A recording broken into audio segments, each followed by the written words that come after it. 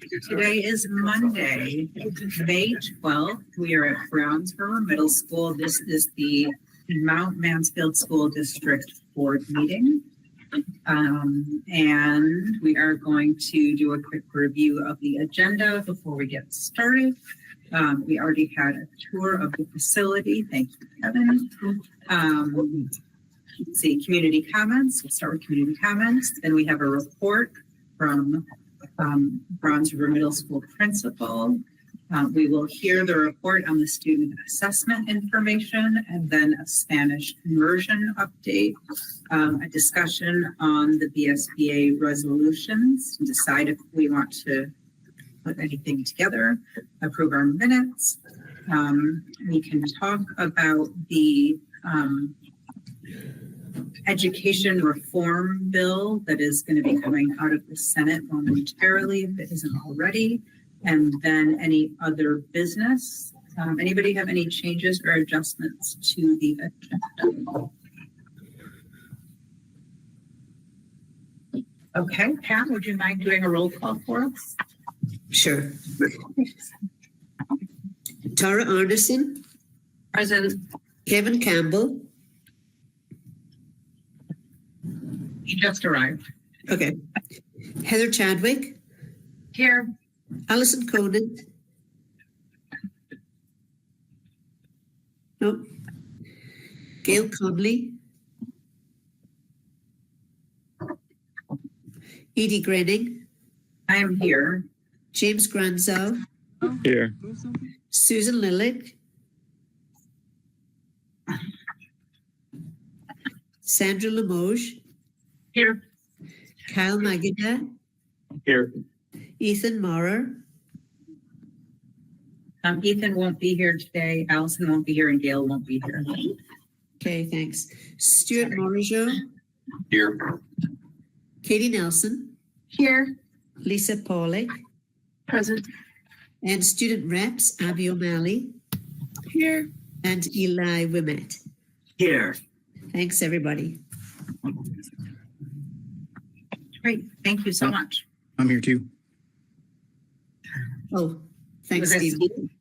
Yes. Great. Thank you. Did we miss anybody else? Okay, great. Community comments. I don't see anybody except for board members in the room. Oh, Susan's here too.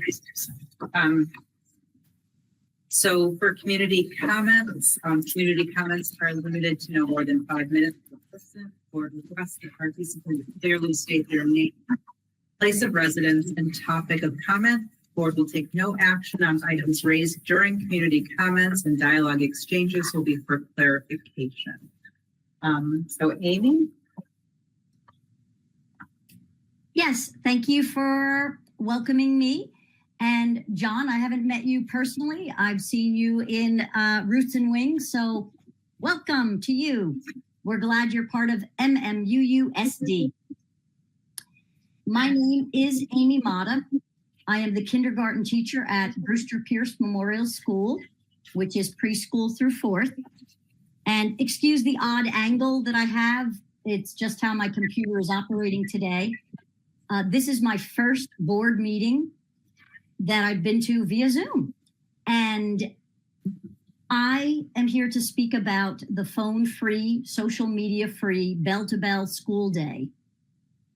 I'd like to start with this quote that I'm going to put up, and I'm going to bring it back.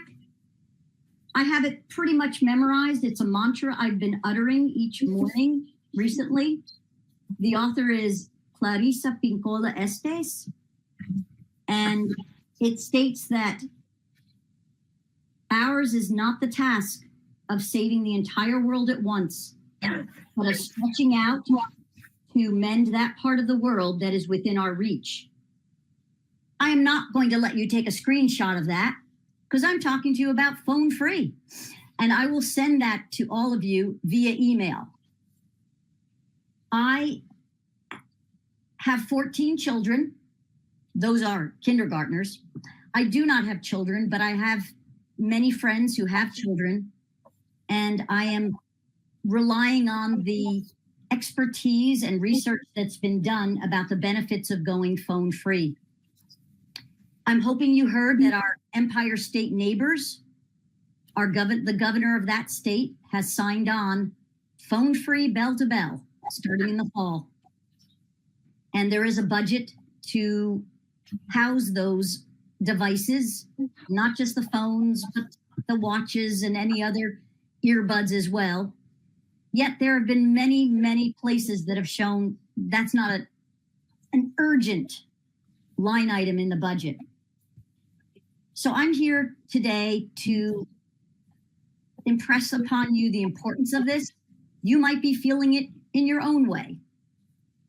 I personally just bought an almanac, which I used to love growing up, the 2025 almanac. I am doing so much less talking to my phone and finding out when Alan Alda was born. And I can look it up in the almanac. I've done a lot less finding who won the Super Bowl in 1974. I can go right to the almanac.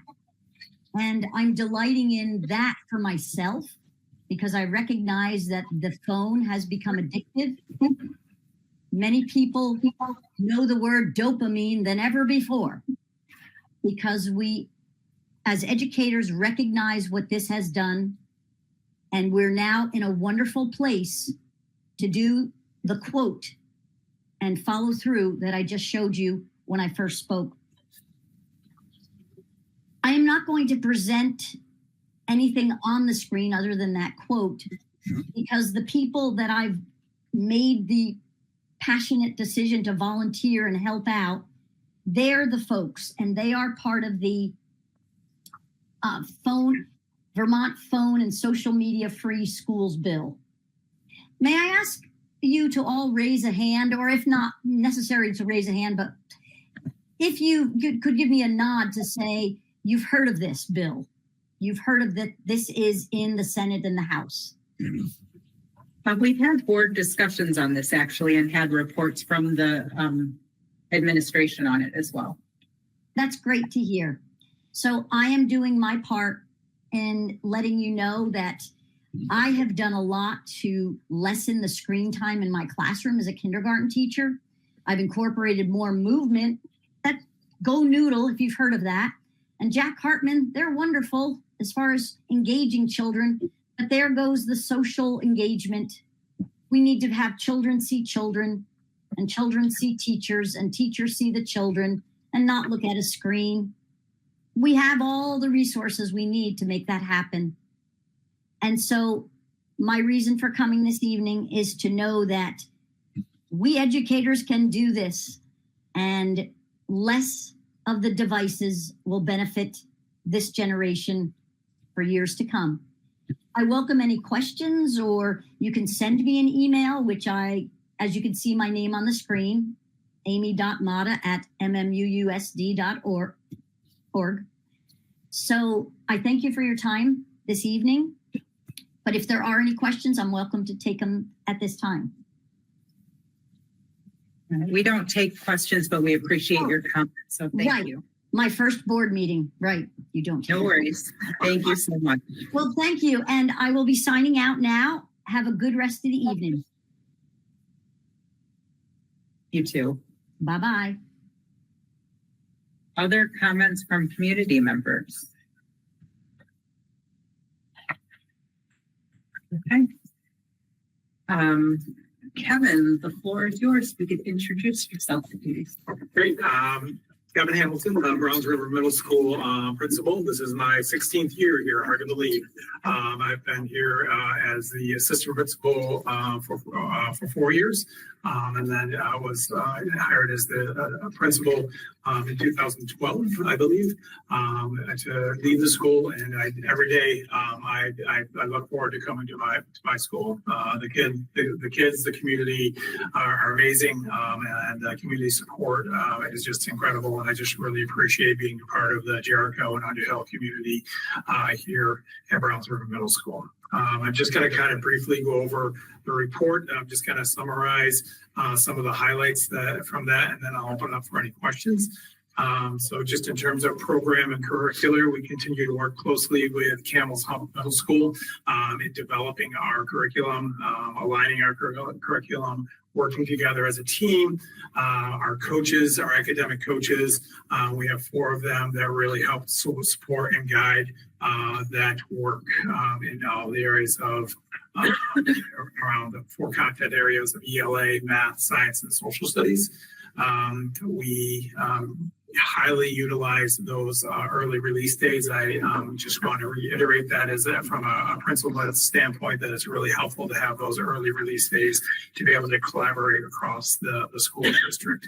And we do a lot of that work. We are looking at trying to do a little more collaboration with our EXPs. We know that's one of the EXPs are exploratories around art, music. It's a little more challenging sometimes to figure out how to best support that. So we're looking at ways to work with our EXP teachers across the district as well. And then we are in the second year of implementing our illustrative math program, which has been very, very successful and well received by our teachers. And that's going well. And again, that was also done at Camel's Hump Middle School. Student Voice, a program that we're really proud of is our Nest. So we are the Raiders, which is the bird. That's where Nest comes from. We have the advisory group Nest, and it's a multi-age advisory group that meets once a week to discuss topics that are focused. Every group is discussing the same topic at the same time for about 25 minutes on Wednesday mornings. We throw in there some serious topics around bullying and just kind of have some really great conversations. But then also we have some really fun things at the end of the year. We have our Grand Prix. There's some pictures in there you'll see. And it's a wonderful day where all 400 of our students are outside pushing the carts around along with some staff members in there. They're usually the ones that get injured. And so as you can see, all the students are helmeted up. They're on the carts, and it's a great day. This will be our 3rd year of doing that. So it's a great tradition that we have here that we're starting out. Continuing. A lot of co-curricular activities that happen here as well. The list, about well over 95% of our students participate in at least one activity. A lot of different variations, as you can see, a lot of student-driven clubs. Even had some 4th graders that are coming up that already approached me about starting a Monopoly club next year. So we'll probably have a Monopoly club next year.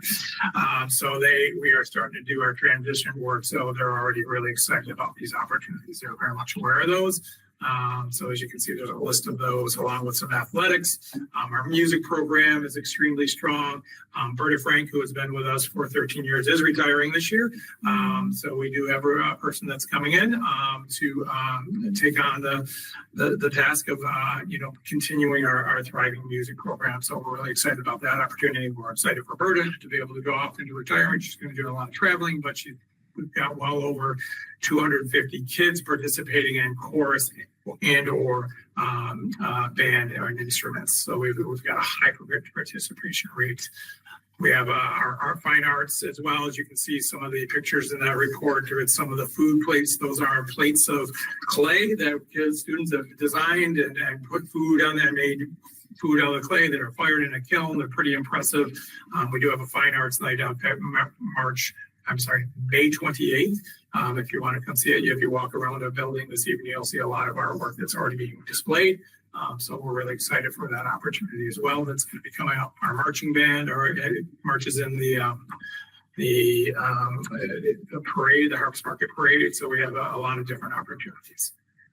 Our community connections, very proud of our fundraising that we've got. Our students raised over $46,000 this year for 2 causes. So $26,000 was raised for the Penguin Plunge. I did go into them this year. It was my 3rd year of going in, maybe 4th year. It was probably the coldest I've been, and then it may be just that I'm getting older, but it definitely was cold this year going in, but they have a great time doing that. It's a tradition that we've done for probably 20 to 25 years and probably have raised over $500,000 over the years. So it's been pretty impressive. A few years ago, we started the Spectrum Sleep Out, which is supporting the youth, homeless youth in Vermont. And this year we had students sleeping out in our front yard It was 50 degrees when they went to bed. There was 6 inches of snow on the ground when they woke up in the morning. It was quite the experience for them to, we had a lot of great conversations about the needs of people, and they were able to go into the building and we had a breakfast for them, and we talked a lot about how imagining not having that and having to stay in that tent. So it was a great educational opportunity for our students, and so they do an amazing job. We did some food collection in the fall as well. So we're doing a lot of community outreach. We're going to look to tweak those over the next couple of years. And our future aspirations is around our SEL. We always talk about our students that are not connected, and trying to work on that social emotional learning and really getting our students connected to adults and to our community, and really focusing on that. So that's going to be one of our focus, or continue to be one of our focuses as a community, is really connecting with those kids that have not really connected. So that's our challenge for the year. So it's kind of my brief overview. I want to open it up to any questions. I know you heard the document with you earlier. Yeah, but I was excited to see the new math program, and in particular that Campbell's Hub is utilizing it as well, so that you're working together on it. So this is the second year? Yes. And what are you seeing for outcomes? I'm not sure, so the interesting thing is it's a 2-year loop, right? And so we just did our BT cap this year. So, I mean, our testing results look very strong in terms of the results. So we're really positive about that. Looking at the overall, we're looking at that data with our coaches. So we are seeing some positive outcomes. We've always been pretty strong, but we're hoping that it's just really going to help us a little bit more. But our testing scores look pretty good. So. Other questions for Kevin? I have another one. Kevin, is there any collaboration between Campbell's Hump and Browns River as far as language arts is concerned? Yeah, so we do have a coach, Emily Paluziak, works closely with them as well. So they meet monthly and those early release days. And there's also some Monday meetings they meet virtually. So we meet in person on the early release days and then virtually on some Mondays as well. So that's scheduled into that too. So Emily Paluziak is our coach around that, and I'll sleep that. So, yeah. Thank you. Karen? I just want to congratulate you. Like, that's a big deal, that amount of fundraising that the school has done, and like the sense of belonging that must bring the kids too. That's huge. Yeah, and I'm going to credit, Jeff Warren and Greg Martin and those teachers and Brian Pless, who started the Penguin Fund many years ago. I'm along for the ride, the cheerleader on the side, but those are the people that really, make this really happen. And there's a lot of, energy. If you're over at Mills River Park, you might hear us on the loudspeaker doing some songs and stuff like that. So it kind of carries over there on our outside speakers. So there's a lot of enthusiasm that we try to build with them. So yeah. So our last board meeting, we had Campbell's Hump present, and I spent some time comparing your report to Campbell's Hump report, not because I have middle schoolers. It's interesting to me to compare our two middle schools, because you have a 95% rate of students participating in activities, sports, something, and Campbell's Hump is significantly lower. And you have this NEST program. There's nothing like that at Campbell's Hump. They have advisory, but it's not like a mixed, everybody's working together. It's different. You have 77 more students, but the two schools seem to have the same amount of kids on IEPs, 504s, and Campbell's Hump has significantly more students on ESTs. And I'm just like, Kevin, what are you doing here that is not happening in Campbell's Hump that we aren't seeing? You're comparing two different demographics, right? Yeah. And I don't want to get into that. I think, we're invested in trying to meet our kids where they're at. And that's important for us. For me, the most important part of my day is being at the front door, greeting kids. I'm out there every morning. And I think that's the important thing is knowing a little bit about every kid as they come in the door. So for me, that's where it begins, is meeting those kids. And that's fine. I think that shows here. Thank you. Thank you. I'm gonna just follow up a little bit on what Tara was saying. I get it feels that way walking through the building, like the artwork all over the walls, and there's just a like more inclusive isn't the word I'm looking for, but it just feels like it's, grades and everybody are more like almost intermixed, interrelated family. It just feels, there's a different feel walking through the door here. It feels warmer and brighter, not and it's the same buildings. But I commend you. I think this you're doing a really good job here. And yeah, I think kids are lucky to have you. This is more of getting to know the lay of the land for me. Right. What type of tracking or communication do you have with the high school for rising eighth graders, both to inform your work on preparedness for high school? So there's the formal data that we have in Panorama and VCAT, which is changing, but there's that formal data. We begin the transition process in January, meeting with counselors, meeting with special educators and then 504, meeting with coordinators and kind of talking to them about those needs. So our guidance counselors also connect as well. We do the same thing for the 4 to 5 transition as well. So we have our guidance counselors meet together. I meet with the administrators. We talk about kids, and then we do placement around those things. And so there's the data, and then there's the kid. And so that's my mantra is always let's get them in the door, because there's a picture, and then there's the kid that comes in the door. And what about the other way coming back? The 9th and 10th grade teams saying, here's where preparedness was good. Here's where they needed. The big thing that always comes up is homework. That's the whole thing that they're not prepared for. Is the conversations that we have, but I also hear the same thing. My child's at ADL, and I hear the same exact thing. I don't know if it's just the nature of the transition. So we want to be equitable in what we're doing in terms of homework. Some kids' homework is there's an equity, concern around that. So so there's a lot of philosophical discussion. So the communication channels there. Yes. Yeah. We meet as an administrative team. Mike's at the administrative meetings, when things come up. So we do meet and talk about things. So, yep. Yeah, go ahead.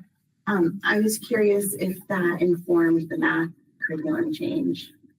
That was more driven by our committees. And the teachers. So our committee work that we have, the committees meet. We have a math committee, elementary or middle school math committee, and that was a discussion that came from them.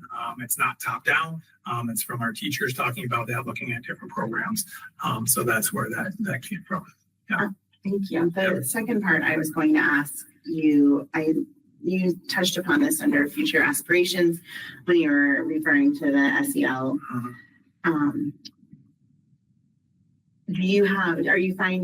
Can you discuss challenges that you're faced with, not necessarily about SEL, but just like what you find challenging right now and the things that you're looking for support for, or what are you talking SEL specific or just overall as a school? Yeah. Overall as a school.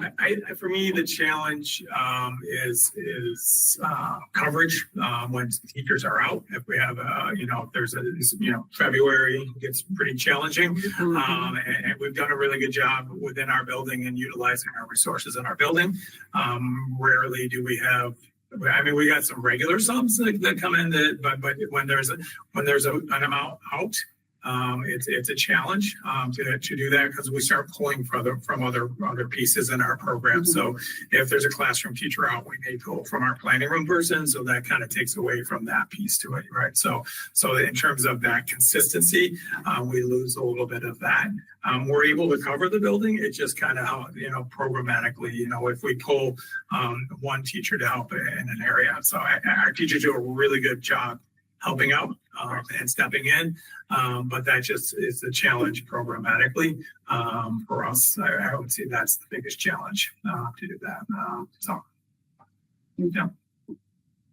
So along those lines, you mentioned that Berta's retiring. You have a how does the staffing look here? Is it a mix between new and seasoned staff? Is it more seasoned than not? How does the? We've got good mix. I think I think it's pretty stable in terms of hiring. I only had 2 hires to make this year, so that's pretty good. When I was at Crossroad for middle school, there was more of a challenge in terms of that. It was pretty regular because I think of the pay difference. But here, so there were 2 hires. There are only 2 hires this year, so it's pretty stable. And so we're happy about that. And it's always been pretty stable here. It's been a good mix. There are still some long-term people that are still here as well. So, yep. I'll say that Bert is leaving some big shoes to fill. Yes. Yeah. Well, we have a good one. So I'm saying. And just for everyone to know, on the Special Olympics, Browns River has the largest school participation in the state and brings in the most money of any school group in the state. So those 2 things are correlated clearly, but yeah. And we still haven't had a board member come in yet. So good as a parent.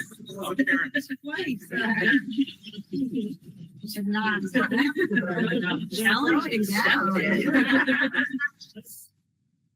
It's worse to sleep out, I think, at least with the Penguin Plunge, it's over and done with. I've decided I'm not doing the sleep out. That's a big ask. Penguin Plunge, it's over and done with. You can go have lunch in Burlington. Eating? Yes. Sorry, I'm on the conference room at work and there's no raise hand. And so just have to interrupt. Sorry. Go ahead. Like I was looking, I'm like, who's talking? It's the North Sea conference room in Santa Clara. Kevin, thanks for the update. Great things are happening there. Great work. And I'm always impressed to see how much money the school is able to raise for those 2 organizations. And I don't want this to sound provocative. I just was like, why? That's a lot of money, right? Every year you're raising $20,000 plus for both of those organizations who need it. Do you evaluate?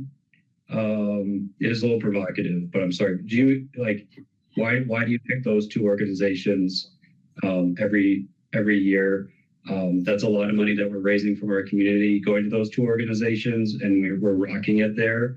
But how do you know that those are the right 2 organizations to invest in every year? I'll say so that it's been tradition that we've gone on. I will tell you that. And we just had a conversation about that today with an advisory group that I was meeting with today, and talking about that. It is. We were reflecting on that today. Exactly that same, well, a little bit different. We were just talking about the pressure that it may put on families and community. Anyway, so we are starting to kind of review that. I haven't looked at the, in terms of, those 2 programs. I think we're going historically on the Special Olympics, and we've just, had some anecdotal stuff around the Spectrum Youth Services, but it is something that we're starting to look at. Okay. It was a big amount of money this year. This is the most we've ever raised, especially that Spectrum Youth one. It was usually a smaller thing, and it just has really kind of taken off. So we're starting to reflect on that a little bit and talk about that as a school, and just the demands it puts on the community as well. So we recognize it's a great thing, but also we were kind of looking at it and talking about, okay, is this the right thing? So I don't see it as a provocative question. I think that we're asking the same questions of ourselves. Okay, thanks, guys. That's it. Other questions? Okay, thank you so much. Appreciate you hosting us here. You do not have to stay, and we're glad to see you.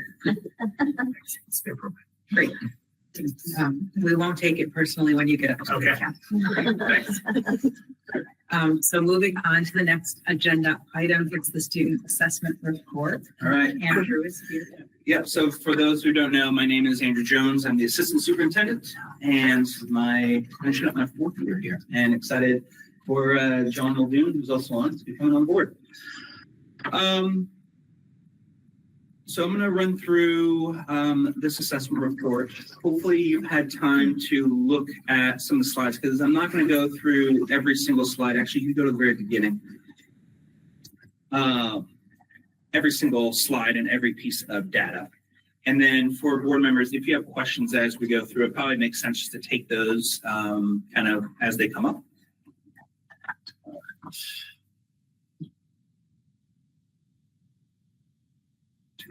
Just on.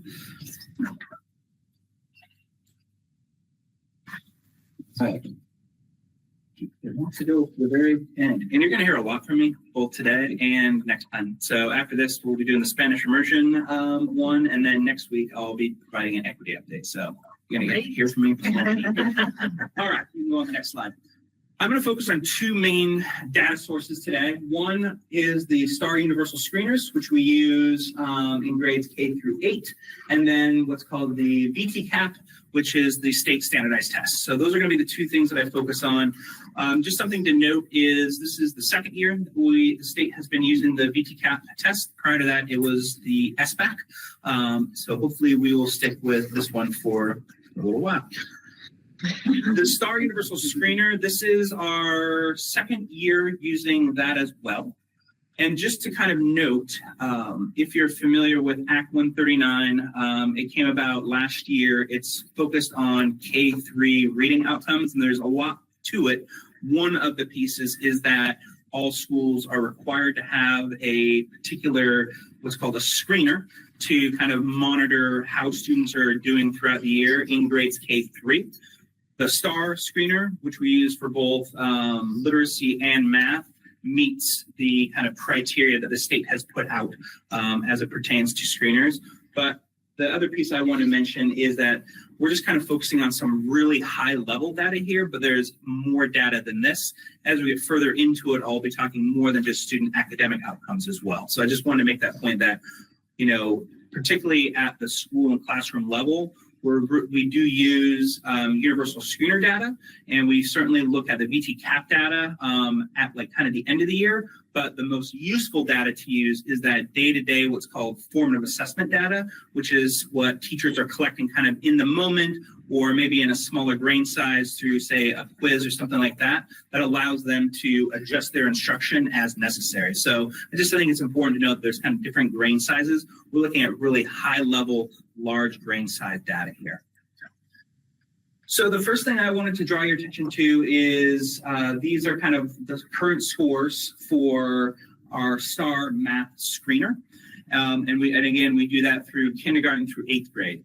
And I think a key takeaway from this is that as we increase in grades, there's not a clear trajectory, but you know, we're increasing over time. There are some years where it's a little bit lower, particularly in the younger years. Part of that is, you know, likely having to do with just the student's ability to take some of these tests. The same is true with the VTCAP test, which is a completely online test. You know, I can speak for my own children. My daughter's 10 and my son is 14. They're not on computers a whole lot.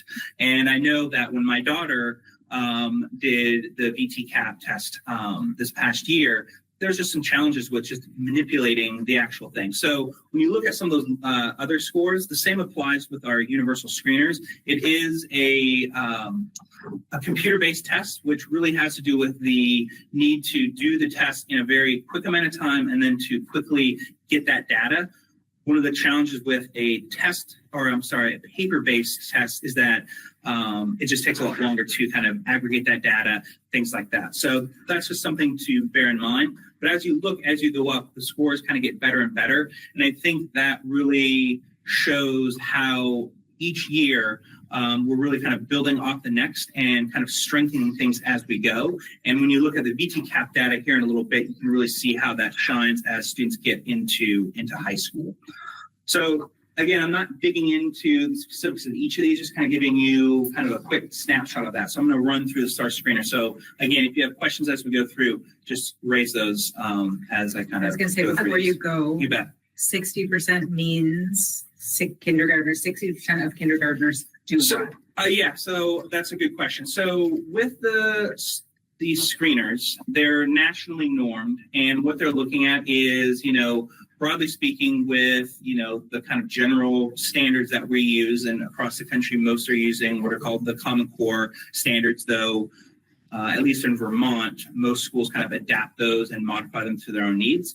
But the assessment is kind of based on where someone should be at that particular grade level.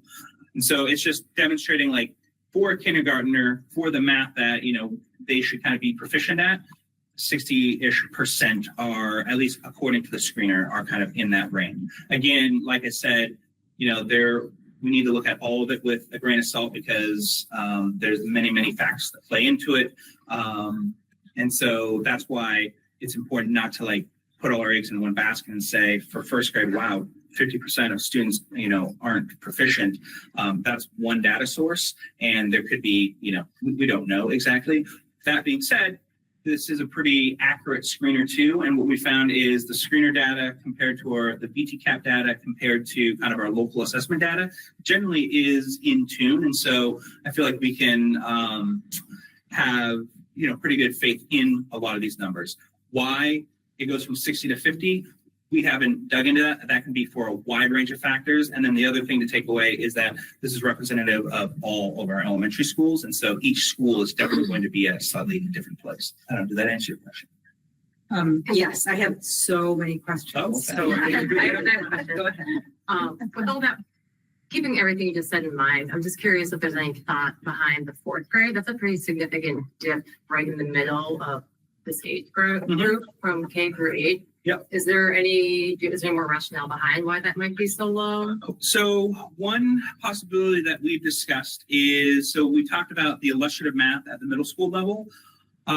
So we started at the middle school level because Mary Abilene Austin, who was a former middle school math coach, she kind of got that prime ready to go at the middle school level. Then we started to pilot it at the elementary level, and it's mixed right now. Not everyone is doing it. And the goal is obviously to get everyone to use illustrative math. And so when we kind of digested this as an admin and coach team, that was kind of our leading thing, is that there's just kind of some differences between the different schools with the various curricula that they're using. And so that was kind of the main thing. And so the goal is that in the next 2 years, all of our elementary schools will be using the illustrative math curriculum. And so with that, the hope would be that we could get to a higher level of kind of consistency between, we haven't done this in depth yet, but then the next kind of step of this is kind of digging in and looking at differences between schools, which is some of the work that we've been doing as an admin team this year. And not to kind of go off on too much of a tangent, but one of our kind of overriding goals for next year for educators and administrators is just getting better at using data and using data to inform instruction and inform our decisions. Thank you. Kind of following up on that, in the using data, having the doing by school, what are the other things you can cut by? Can you cut by maybe not full socioeconomic status, excuse me, but like at least $300 lunch and not, or versus I don't know what type of That's a you great have, and question. how does that look? So we can do all of those things. This data is fed into a system called Panorama that Kevin was talking about. We're looking at potentially something different, but yes, we can cut that many different ways. We can look at it, by classroom. We can look at it by, socioeconomic status. We can look at it by IEP status. We can look at it by some other factors as well. We can also do that with the BTCAP data too, depending on the particular thing that we're looking for. Just depending on like the number of students we have. And so that's the other trick is we try, especially for something like this, to kind of do a higher level, because when you do start picking it apart by school and particularly classroom, that's more of a kind of closed door conversation, if that makes sense. But yep, you can disaggregate it in a variety of ways. Interesting to see disaggregate. aggregated just by socioeconomic status and some other things district wide, right? Yep, and I've done that. And I can tell you that, generally speaking, students, identified as economically disadvantaged or on an IEP, that there's disparities there. And that's something that I have brought up at past board meetings as well. And so that continues to be, a lot of the work that we do with our AVAR group, which I'll be talking about next week, to really make sure like we are identifying those things and, trying to make amends to those. And part of how we do that is through our multi-tiered system of support to make sure that we're using this data in the moment to identify those students as soon as possible so that they can get the supports that they need as soon as they can. So great question. Yeah, I appreciate you bringing that up because that is something the board has been following up on and asking a lot about when we do budget meetings to make sure that, because we have a relatively wealthy district and we want to make sure that if anybody can close the gap, we do it. And so, other questions, if you don't mind. Yeah, please. Stick you here for a minute. That's all right. When I saw fourth grade, I thought, oh, where were they during COVID and where was their, so I'm wondering if you're still seeing lags because of that gap. So I think that's a good point. And, COVID is kind of going into my rearview mirror. I try not to think about it too much anymore. But you're spot on. And I would warrant that. I mean, that's something that's a little trickier to identify, causality. But I definitely think that plays into it. One of the things that I was going to say in this kind of presentation is we are still seeing some of those lags. And I think you're correct that fourth grade probably, connects with that. And though we've seen some of the lags from COVID that the entire country saw, we have also seen a much faster and much larger bounce back from those initial declines relative to both the state and also just nationally. I don't have, why am I spacing on the name of the kind of national, the NAEP. I don't have any NAEP data in here, but what you can see is there's been some pretty broad declines across the country, and some of the hardest hit are historically marginalized groups, particularly economically disadvantaged students. They have not recovered nearly as much as many other students. However, that being said, given where we were just a couple of years ago to where we are now, we've continued to make improvements every single year, which is a really good sign in my opinion. So that was my question, Andrew. How do these percentages compare to last year's and possibly? I don't, off the top of my head, I don't remember I do have some comparison of last year's data for the ELA, and I'll do the same with some BTCAP data. Off the top of my head, I don't know, but generally it varies from, grade level and content area, but generally speaking, they're all increasing in trajectory. Some bigger than others, but I would say overall, we continue to improve each year. Great. And that was another kind of little side note I was going to mention is, with BTCAP, given that there are only 2 years of data, we only have 2 years to operate from, which, as we move forward, we'll have more and more and we can look back. I'm not including any SBAC data in here because it's really apples and oranges and it wouldn't be a fair comparison to look at BTCAP data to SBAC data. Sorry, after going down to fourth grade, but across all three of these, looks like first grade is substantially lower relative. Going ahead, sorry, to reading and literacy. Sorry. But it seems like first grade is substantially lower on all the metrics. And they're, if I'm doing my math right, pre-COVID, they were not in school. Right, that's right. Yeah, no, that's not a COVID impact.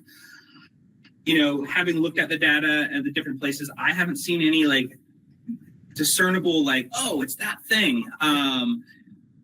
I think that's something that we'll continue to look at over the years. I think, there are some differences between kindergarten and first grade, which I think is important to understand.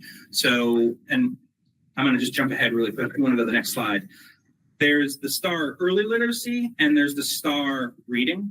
And so we give the early literacy to the younger students, but there are differences between those two pieces. And so I think some of those scores, so some first graders are taking early literacy and 4 reading, some are taking both. And so there's just a little kind of messiness with the numbers there in the kind of K1 range. But to your specific point, you know, with the reading, you can see it is like lower, 67%. Yeah, you can stay on that. Go back on right there. Thank you. But looking at that, we haven't been able to figure out like, oh, it's because of X, you know, or Y or whatever. But it's a good question. And that, again, is a lot of what we're doing at multiple levels, whether it's in the coach team that I oversee or with the administrative group, is having these conversations more often. That was something that we did this year during our coach admin meetings, which meet every month, is we've been kind of looking at this and just trying to have conversations around it. Like, what are you noticing? What are the differences? Why might this be? And really trying to build that into kind of our broader conversations. Not that we haven't done it in this district before, but really these database conversations, we're trying to bring those to the forefront of everything that we're doing, from be it, you know, administrator meetings to professional learning community meetings that teachers are having at schools, is putting data kind of front and center, whether it's, you know, screener data or for teachers, you know, formative and kind of more on the ground data. So looking at reading again. Oh yeah. Question over here from Heather, and then I have one question. I feel like, because I noticed that too, looking at the numbers, but if it is the actually ability to take and understand the test, I would imagine the first graders would have more difficulty than every other grade, given that it's, you know, I doubt they're doing as much computer work Definitely. as the higher grades. So I just attribute it to that. I think that is definitely part of it. Yeah, I was gonna go in that, like, I wonder if the kindergartners are getting more support. And Yes. first graders are getting less support. That is true as well. And then at some point, we have to take a step back and say, how young is too young to be using these screeners? And it's not good data anymore, right? Like, all of those questions are what, when I said I have a lot of questions, that's my brain was just. And one of the things that we've talked about for kindergarten is there a different way, you know, because we do have to use a screener according to Act 139. Could we, it's doing it paper and pencil isn't necessarily, we could do that. That's an option. The challenge with that is then it requires manual input of the data. And then the data, when students take the screener, goes directly into the kind of overarching program called Renaissance. And then we take that data and put it into Panorama. So when you don't put it into there, it just makes the whole thing a little just clunkier, not as easily kind of analyzable, if you will. But to the point, yes. And there is plenty of support that happens for the kindergartners and first graders, kind of help them with just the computer aspect of things. And that's one of the conversations we've been having as a K4 admin group, is what are some ways that we can kind of improve the validity and reliability of the data through the actual proctoring of the screener. And that's something that we continue to talk about to try to improve upon. Is this the group too, where there's still significant behavioral stuff going on, right? I think a couple meetings ago, John was talking about, like, particularly in elementary schools, because of the pandemic, there's a lot of students with the behavioral issues. And I'm just wondering, I think right? that's like most things in education, it's complex. We can rarely point to one thing. And I think that's part of the package is, you know, it does vary from school to school, but, you know, first grade this year has been a challenging year at many of the schools. And again, I think some of that is still, you know, COVID fallout. I would say, if anything, one of the big kind of factors that we still do see, and it's gotten better, is just the social emotional learning side of things and students' ability to be in a class with other peers focused on, you know, academic work. For some, that's a challenge. Right. This is my last question, and then if everybody's ready, we'll move on. How many years of data do we have on the STAR? 2. Okay. And so at what point, this is the question, at what point can we set targets Like, because We can set targets now. We do. I mean, John has had his 90% proficiency goal for the last several years based on local assessments. So that would include our STAR and other, we had been using a tool, which I won't get into, FP. We're trying to lean more into this and our local summative assessments. So yes, and as a matter of fact, again, not to go off on a tangent, but this year, all schools are required to, and you'll hear about this more later too, when you approve them. All schools have to have a continuous improvement plan. If you recall, I think you approved the LEA one back in September. So historically, at least since I've been here, each district needed to provide a continuous improvement plan or CIP and a data inventory, which is part of our grant process. This year, individual schools are required to do those. And within those continuous improvement plans are specific goals that schools have set. And one of the data sources is the STAR data. So yes, we can absolutely set goals now, and people are based on school. It seems like this should be part of our global ends goals as we drill down for future. So, okay. So talking. In some, just on, and then we'll jump into and I'm not going to, again, with the VT cap, I won't go through it all. But the STAR screeners for math and literacy have been extremely helpful. Again, it's a screener that many school districts in Vermont utilize. There's a couple others out there, and it's heavily utilized across the country, which is one of the reasons why we chose it, because it allows for, it's a norms-based test. So we can kind of compare it to different students across the country. So it's been very useful for us. And again, we've seen a lot of kind of correlations between other data sources too. So we'll continue to focus on that. Now, if you go to the next slide, this is using STAR reading, kind of our proficiency increase from 2024 to current STAR data. And so as you can see, we've increased, significantly over the course of a year. And again, that's not a clear trend in every single grade level and every single content area. But generally speaking, we've seen broad increases over time, particularly last year to this year. I'm going to jump into VTCAP data. And again, you have this presentation. I'm going to highlight a few different ones, but what I'm going to pass around right now are all of the VTCAP data. You'll see there's statewide proficiency numbers, our district proficiency numbers, and then the difference between those two for the three main content areas assessed. Email it to Kat so she can have. Yeah, awesome. So I'll focus on the ELA one, and then I'll kind of take broad questions around the VTCAP data. Again, similar issues with this. It's a computer-based test, and it's one data source. But again, we always want to take anything like this with a grain of salt. There is the computer aspect of things, which will be impactful for students at younger grades. But another factor just to put in here is these are pretty significant tests. When I was a teacher at Mount Abe, we used what was called the NECAP test. I don't even remember what it stands for, but it was a paper-based test. And I would proctor it for the 11th grade students. And I can tell you that some of those students were done with their test real quick, like in 3 minutes.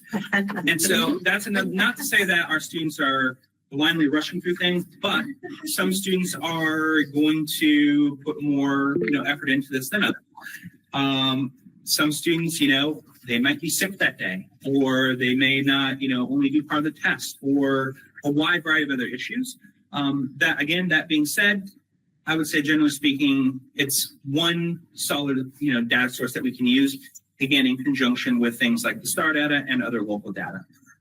Jimmy has a question. Oh, yeah. Are we weighting these at third grade for their grade at all? Say again? Are these weighted for their grade? Like, if Jimmy gets a proficient, does that reflect his annual grade for his? Oh, like on the report card? You're talking about like the report card? Yeah, are these grades coming home to the parents so they see? So I'll speak about both the screener data and the VTCAP data. So with the screener data, one of the things that we are required to do by law is for any student who is identified, and this, again, I don't want to get into the technicalities of it, but there's a lot of terminology that is used in Act 131. But essentially, if they're below proficient, we need to send home something to the parents that indicates that on that screener in the fall, by a certain date that I don't remember the date off the top of my head, so that it goes home so that those parents are made aware that their student is struggling in reading. So there's that piece of thing. Generally speaking, the STAR data is really used more internally, both at a higher level like this and also at a school and then also grade level as well for just kind of informing instruction. Now, the VTCAP data has nothing to do with students' grades, report cards, anything like that. All parents are provided with their students' VTCAP scores in the fall when we send these home. So the data that we're looking at is from the 2024 VTCAP data. Students just wrapped up doing the 2025 VTCAP tests. And so those scores will become available sometime in the fall, and then we will send those home to parents. So if your child was in a grade that was tested, then those were sent home to parents, caregivers, etc. Does that answer your question, Jane? That did. Thank you. You bet. Andrew, I think it's helpful to know, like, the VT caps are not based on your kids' skills in learning. It's based on what the school is teaching. Correct. So this VT cap, let me go back really quick. When it was SBAC, that's a test that many states use. And so it's testing things that we may not teach for one reason or another. I think that's important to know, that there is no way that we could teach all of the things that one would be expected to be tested on within this test. Though this is for Vermont, they definitely utilize elements of this test for other states. So we're in kind of a regional collaboration with, I want to say, like Rhode Island and Connecticut and some other places, which we have been in the past, because it's more economical to hire up to get these tests than it is to kind of just have each state have their own kind of pre-made test. And so, you know, the things that they're being tested on, it's not relevant to whatever we're doing. It's a test that's made externally that is assessing whatever data and content knowledge and skills the psychometricians have decided to include in these tests. So it's a good point to make. Can I just ask you don't send them home with the kids?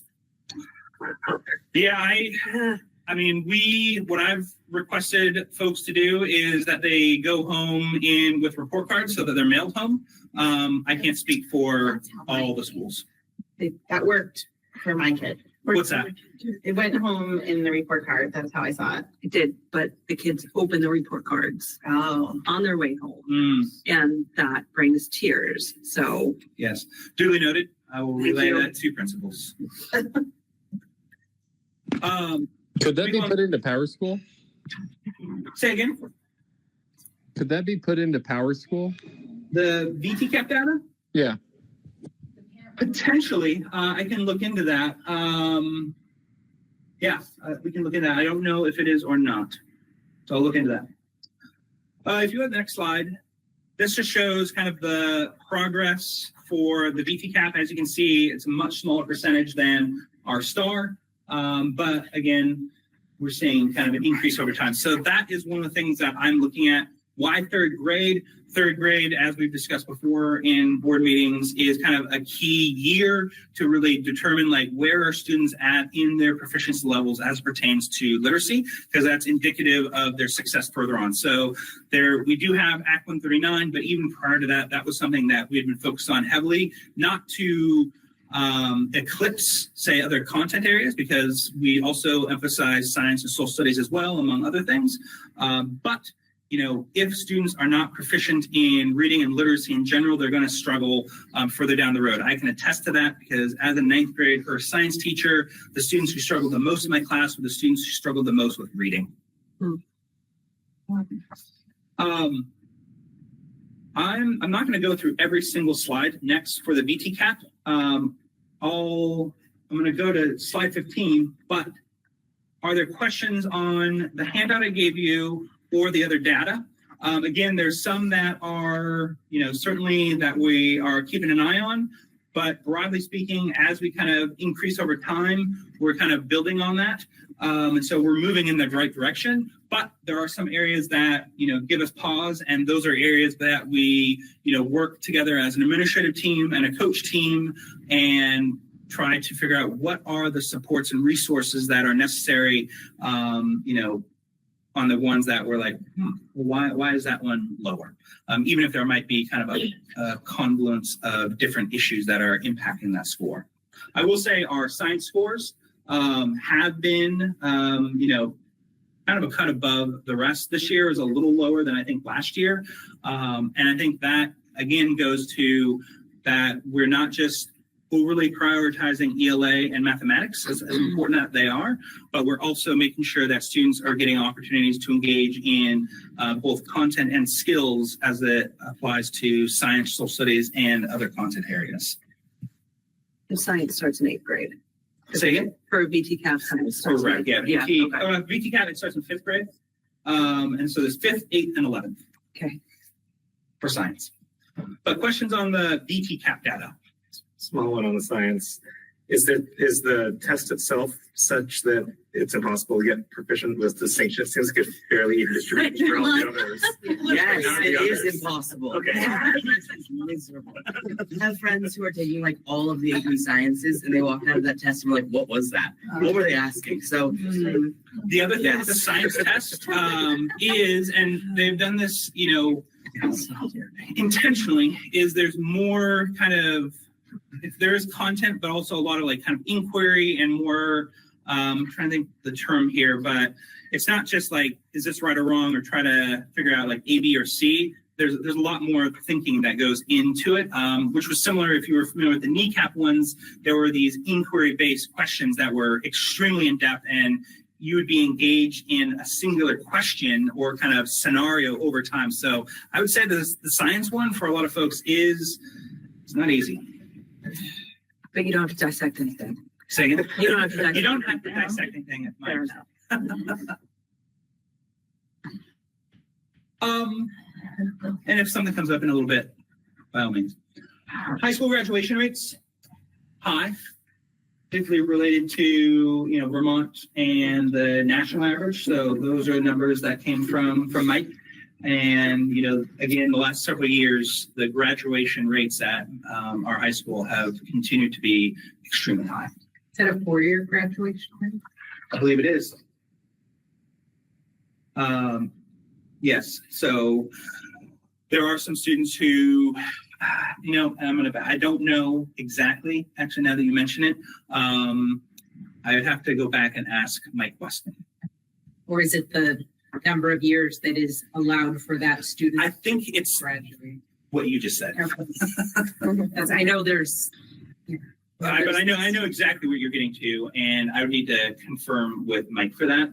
Regardless, even when we do break it, when I've seen like the two side by side, they're still extremely high for our students. And I think a lot of that attests to just the ongoing wraparound services that we have at the high school. That's one of the things that I think, we can take pride in is we have a lot of eyes looking at students and making sure no one is falling through the cracks at all levels, but particularly at the high school level, which again goes to our high graduation rates. You can go to the next slide. Same thing with AP. Just a few stats for you from Mike Weston that we had 77% of our students who earned a proficient or 3 above on their AP exams, and compared to 60% nationally. So again, always kind of above state and national averages. And there's a lot of students taking AP courses and exams at the high school, a lot. Same applies with SATs. Something that's really important to note here is that all of our students take the SAT. So this is a very representative sample. Again, when I don't know the numbers off the top of my head, but every time I've done this presentation, our scores are always well above both the state and the nation for both reading and math. So again, this is a good proxy for how are students doing towards the end of their career in our district, and they are doing very well. And then we also have students who participate in career and technical education.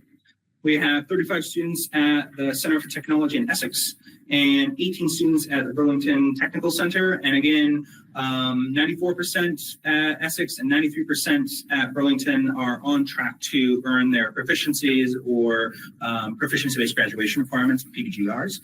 Again, that's something else that is really, we are focused not just on graduation rates, but also making sure that students are walking away with a high level of proficiency in the courses that they took. So it's not just you passed this class or you took this class, but how well did you do in those classes? Now, I've talked a lot about academic information, but that's not the only piece. And I've shown a slide similar to this before in one of these previous presentations. And I think it's really important to understand, particularly with the aftermath of the COVID pandemic, that in order for students to be successful academically, they need to have their social emotional learning needs met as well, and that we're intentionally supporting students in the development of those skills.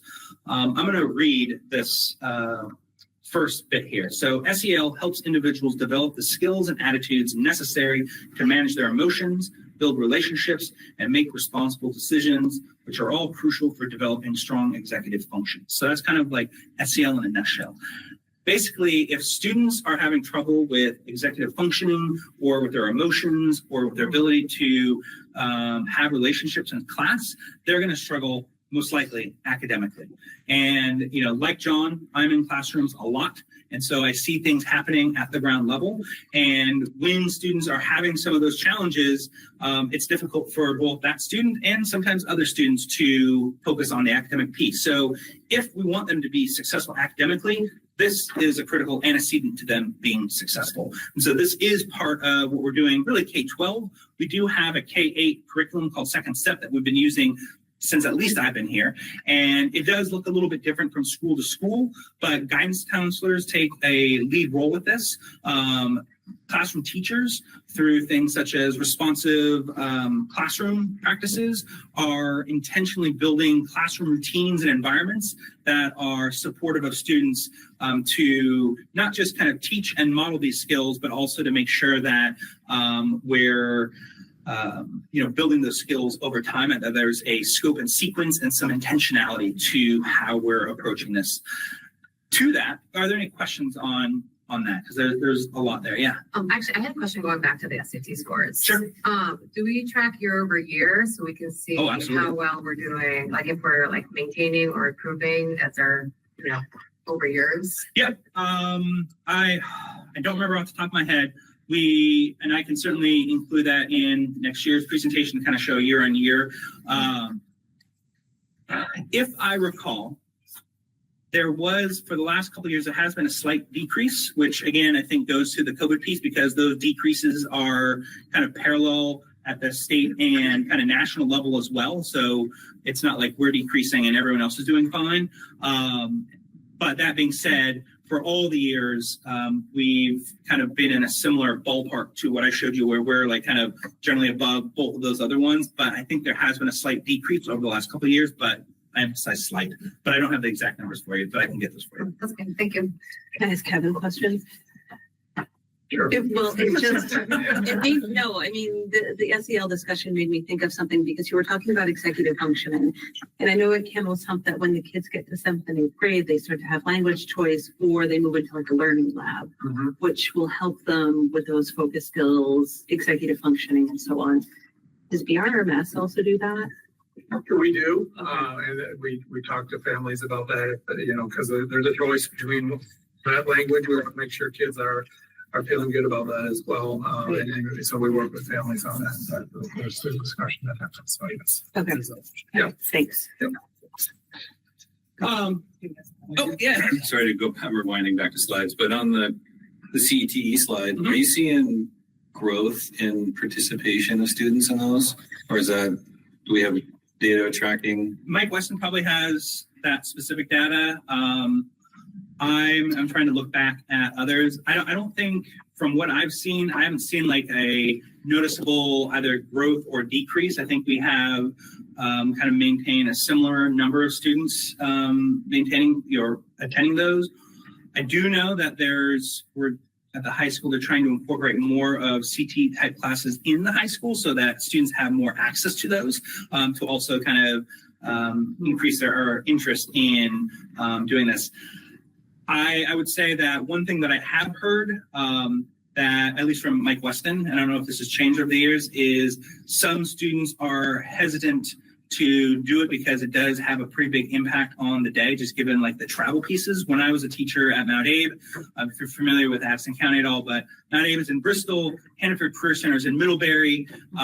It's not that far, but it's far. And so it blew out the student's day. And if a student is like gung-ho on like, I'm going to do this class and they want to, do certain things before they graduate, some students, are hesitant to engage in this because they're afraid they're not going to be able to take like an AP class or something like that. And so I would warn that that's probably one of the reasons why we don't see like a broader increase in it.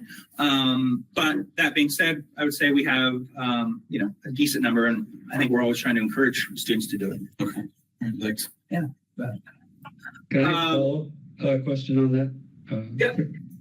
On that CTE chart, you're mentioning earn their proficiencies, and then you say graduation rate.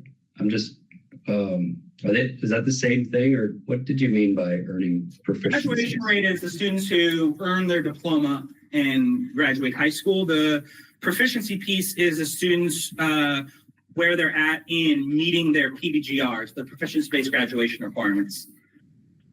The graduation requirements. Correct. Yeah, I don't know. That's what confused me. Like, is it the same thing? PBGR equals graduation rate, or is it to a certain degree? They're definitely intertwined. I mean, it's going to be difficult to graduate if you're not, meeting all of the proficiencies. And one of the things they do at the high school is, if someone is not on track with something, then that's where like a learning lab or maybe summer school or other things like that come into play to help students kind of get on track. I'm making an assumption, so don't quote me on this, but going back to what I was just saying to Stu, it is just a little more challenging, for students who are attending career centers to kind of make sure that they're meeting all of our local proficiency-based graduation requirements when they're attending the career centers as well. So that being said, there's not, at least talking with Mike Weston, not a general concern that students who are attending career and technical centers are necessarily like struggling to graduate. Okay, not to beat it too much, but is it then, can I read this also as 94% are on track to graduate? Yeah, I mean, to a certain degree, yeah. Again, I think the PBGRs and the graduation rates are intertwined. And I think the other thing to keep in mind is that the data that we're getting for these students, they're not necessarily like at the end of them, they're not like seniors, ready to walk down to get their diploma. So I wouldn't have too much, I don't have concern with these numbers, I guess is what I'm trying to get at. Oh, it's juniors and seniors combined. Correct. Right. Okay, so this is the best measure that we have for how are they doing at the CTE? I can't say it's the best measure. It's the measure that I have included here that I got from my question. Well, if you had a better one, you would share it, right? I mean, this is this is the measure that I got from Mike Weston that I think he thinks is the best measure, yes. I guess my feedback on this one is I don't get a sense of this helping me understand how we're doing, like how our students are doing at the CTE. I'd be more interested in understanding, like, are they getting what they wanted out of the program? Something to help us gauge, like, are the programs being successful for what the student is looking to get, right? Rather than just graduate. If they just wanted to graduate, maybe they wouldn't choose to go to a CTE? Yeah, that's a good question. I can ask my question for sure. Okay, thank you.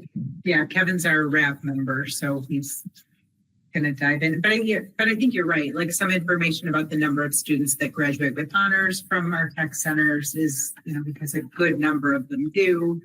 I think there's a lot more information that you're right we could get from that, and some of it could be from the tech center reports as well.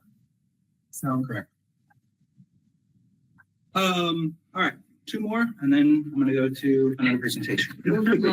So related to that SEL piece, one of the things we've been doing the last couple of years is gathering some information specifically on student belonging, because student sense of belonging is, again, a good proxy to gauge kind of where they are at with kind of their engagement in school, and other kind of SEL factors. It's not the only one, but it's one that we've focused on for the last couple of years. We do that in grades 3 through 12. And for this year, in that survey for grades 3 through 5, we had a 75% rate of students indicating that they felt a strong sense of belonging at school, and a 63% rate of students in grades 6 to 12 feeling a strong sense of belonging at school. And this is something that we've had a conversation about as an admin team, and it's something that we continue to kind of unpack. And this is actually part of most of all of the schools' continuous improvement plan. Something I did not mention earlier is each CIP has 2 goals. One is an academic goal at the elementary level. That academic goal per Act 139 is focused on literacy. And then the other one is safe and healthy schools. And that has really focused on social emotional learning. And most schools have developed goals to increase the number of students who have a strong sense of belonging. And most of them have set a goal of 100%. Now, when we look at the 75 versus 63, one of the things that we've kind of discussed on this is just the nature of K-4 schools. You have usually like your homeroom teacher that you're with like most of the day, certainly you're going to music or something else, but just the sense of community is a little tighter than it is as you move to, middle school and high school.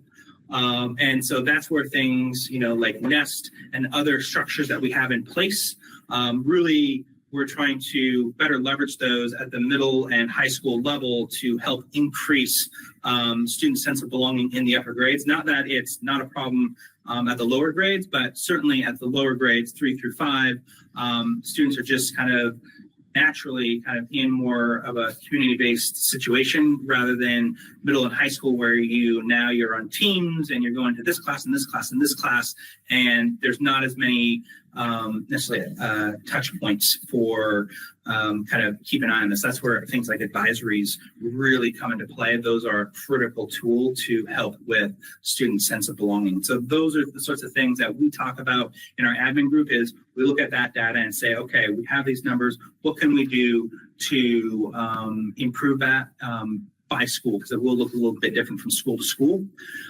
There is also the YRBS Youth Risk Behavior Survey, and though the numbers aren't exact, there is pretty good, and that's only 8 through 12, so we don't have data for younger than that. But again, you can kind of see the data here that it's pretty closely correlated with that. So that's something that is built into each school's continuous improvement plan, is kind of looking at student sense of belonging as one element of kind of social emotional learning broadly, to just improve how we make sure that students feel that they belong and that they have, at least one kind of trusted adult that they can go to. That's another good measure, is who they have as like their person or people in the building. And that's something else that I think UCS is actually looking at, is in addition to just measuring belonging through the survey that we use, they're also going to be using a survey tool through Second Step, which is that curriculum that I mentioned. There's a tool that kind of measures the number of adults that a student has kind of like a connection with throughout the year, to kind of see how that goes. Because that's another, again, if students have like kind of at least one adult, that's a good proxy for helping determine the sense of belonging. So one element of social emotional learning, but something that we continue to measure over time. And individual schools are also looking at additional data related to that too. I know Kevin has done quite a bit of work with that over the last couple of years too, here at Browns River. Lisa, doesn't having fifth grade in the 3 to 5 skew the results? Yep. So to a certain degree, yeah. So the reason why it's 3 to 5 is the survey tool is broken into two. So there's a 3 to 5 version, and there's a 6 to 12 version. Okay. You know, I just by nature of like how our schools are set up, which is not, I don't think really the norm. A lot of places 5 through 8. Yeah, that does. I've looked at it as well. It's not skewing a ton because as they go through middle school, it I don't want to say it gets worse, but they're still, I mean, it's just a bigger school. And I saw that as a ninth grader science teacher is, we had teams, and those teams, like you slowly pull away those scaffolds. Like ninth grade, we had a team. And then when students went to 10th grade, that's when students got lost. And so I think teaming structures are important to consider. Advisory structures are important to consider because there's kind of like a fade out of some of that as students kind of are immersed in like just a new environment. And some students are fine, other students, struggle.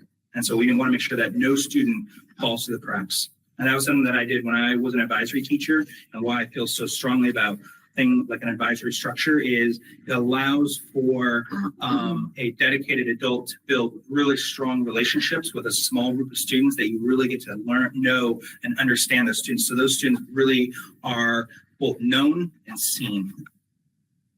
Yeah, I was going to say, I saw some other hands. Sandra?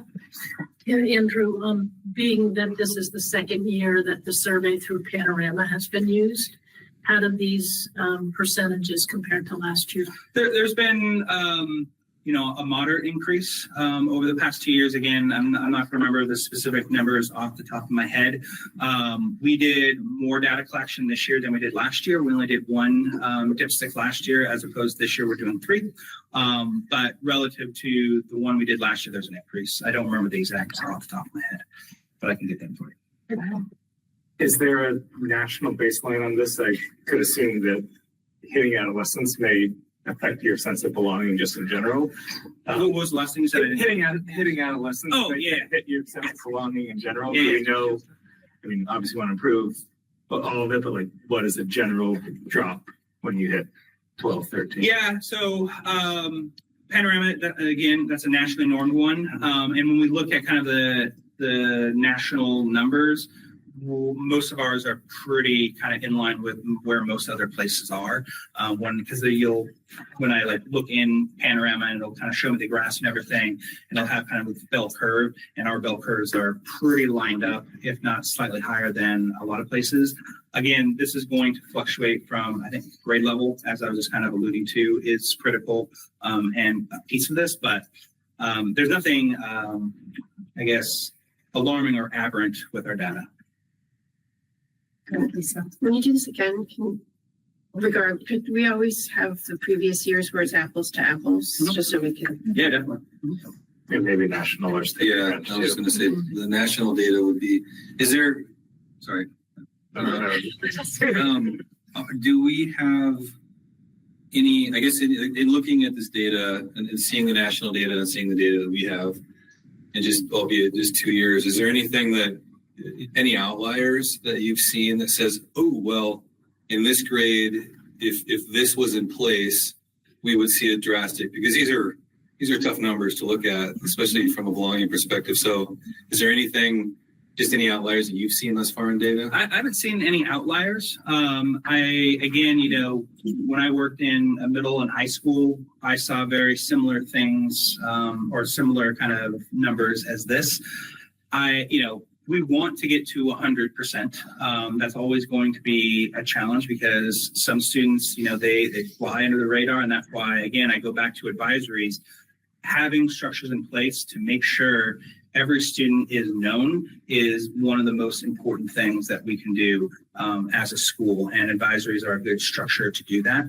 They're looking at the data and unpacking it. Like there's nothing that I'm like, oh, it's this grade level or this school or anything like that. It's kind of across the board, And again, part of this is this was the most recent data that I had we haven't done our most recent one for the springtime. So I'll be curious to see kind of how things have changed. We do see kind of lower numbers at the beginning of the year and kind of increasing over time as students kind of build relationships and kind of become part of the community.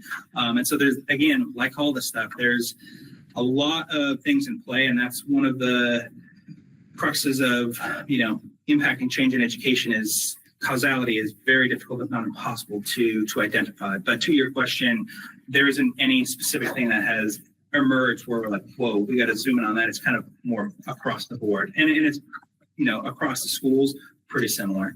Go ahead, Sandra. Yeah, similar to what Stuart said, these numbers are concerning, obviously.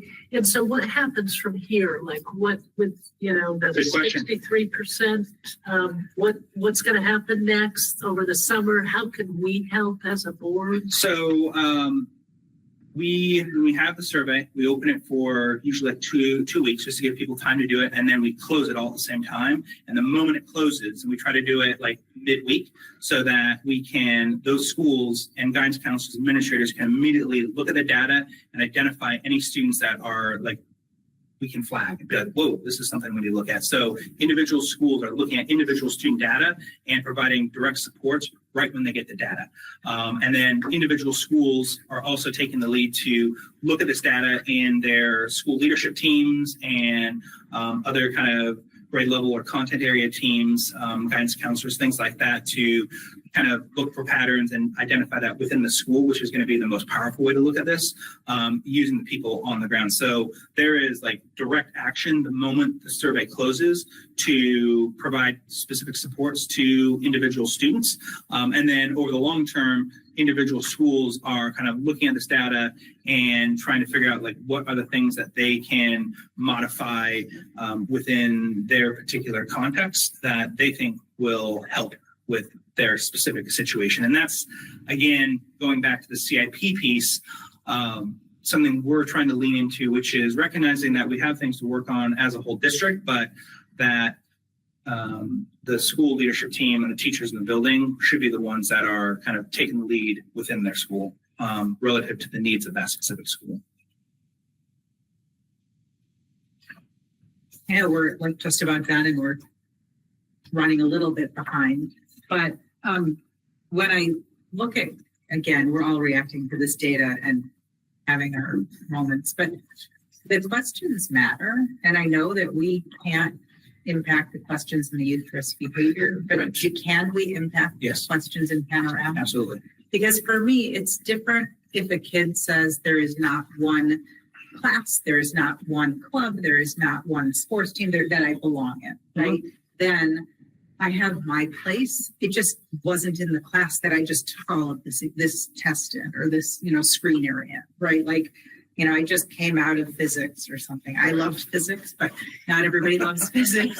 And, and I'm not feeling like I belong anything because I just took a test and I just I'm feeling, so that matters. And I just, I don't want to overreact and I don't want to underreact. I 100% hear what you're saying. And I think, I'm not overreacting, but I'm not underreacting either.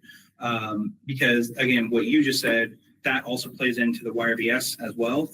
How a student, especially when we're talking about adolescence, my son is 14. One day it's the best day in the world. The next day, the worst day in the world. And, where a student is at is definitely heavily going to impact how they respond to these. I don't remember the specific questions off my head. They are very broad. So, but the day will impact them. And there's 4 questions and they're very, very broad around belonging. So they're not tied too much to any particular class or things like that. But to your question, we control which questions we ask. And that's something that we intend to expand next year, is to incorporate more questions that look at SEL more holistically rather than just belonging. So I'm just going to wrap this one up, then we'll jump into another one. So kind of, and I've touched on a lot of these things already, moving forward, you can go to the next slide. I talked a lot about the CIPs. Those are going to be a key tool, and you'll see these sometime in the fall when the board approves them. That's part of the kind of process for the state. And so we're making sure that social emotional learning and academic needs are addressed in those. We're also looking at our K-4 ELA curriculum and making some pretty big changes there. Again, kind of going back to like the math curriculum, the goal in the next 2 years is to have all our K-4 schools implementing illustrative. And at the K-4 level with ELA, we're also trying to just tighten up consistency and coherence with that as well, and continue to provide what's called science of reading training for teachers so that they are well equipped to ensure that students are getting appropriate literacy instruction. As I mentioned before, also not having science and social studies be eclipsed. So that's an intentional focus, particularly at the K-4 level where there isn't necessarily time built into the day. Strengthening our MTSS framework and processes so that we're identifying students quickly and making sure that they're getting the supports that they need when they need them.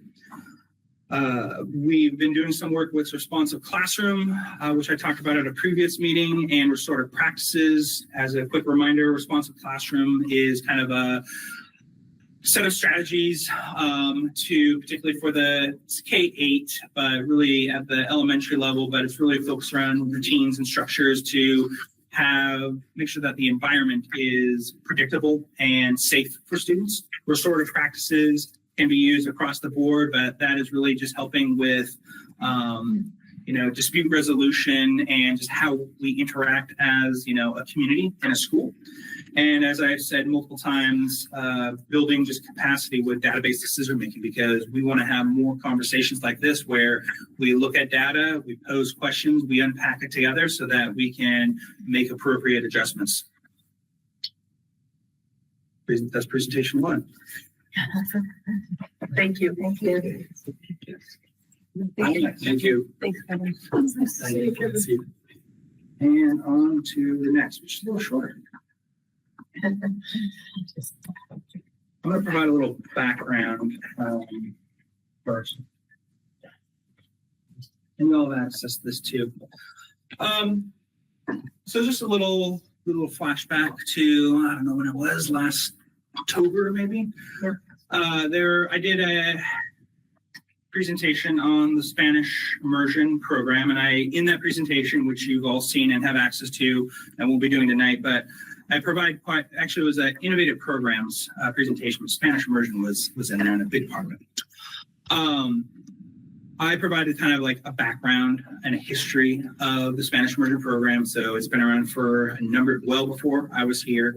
Work on this started back in like 2015 or 2016 or something like that. So Susan was on that. Yeah, Susan was on it. So she knows all well about this. So it's not new.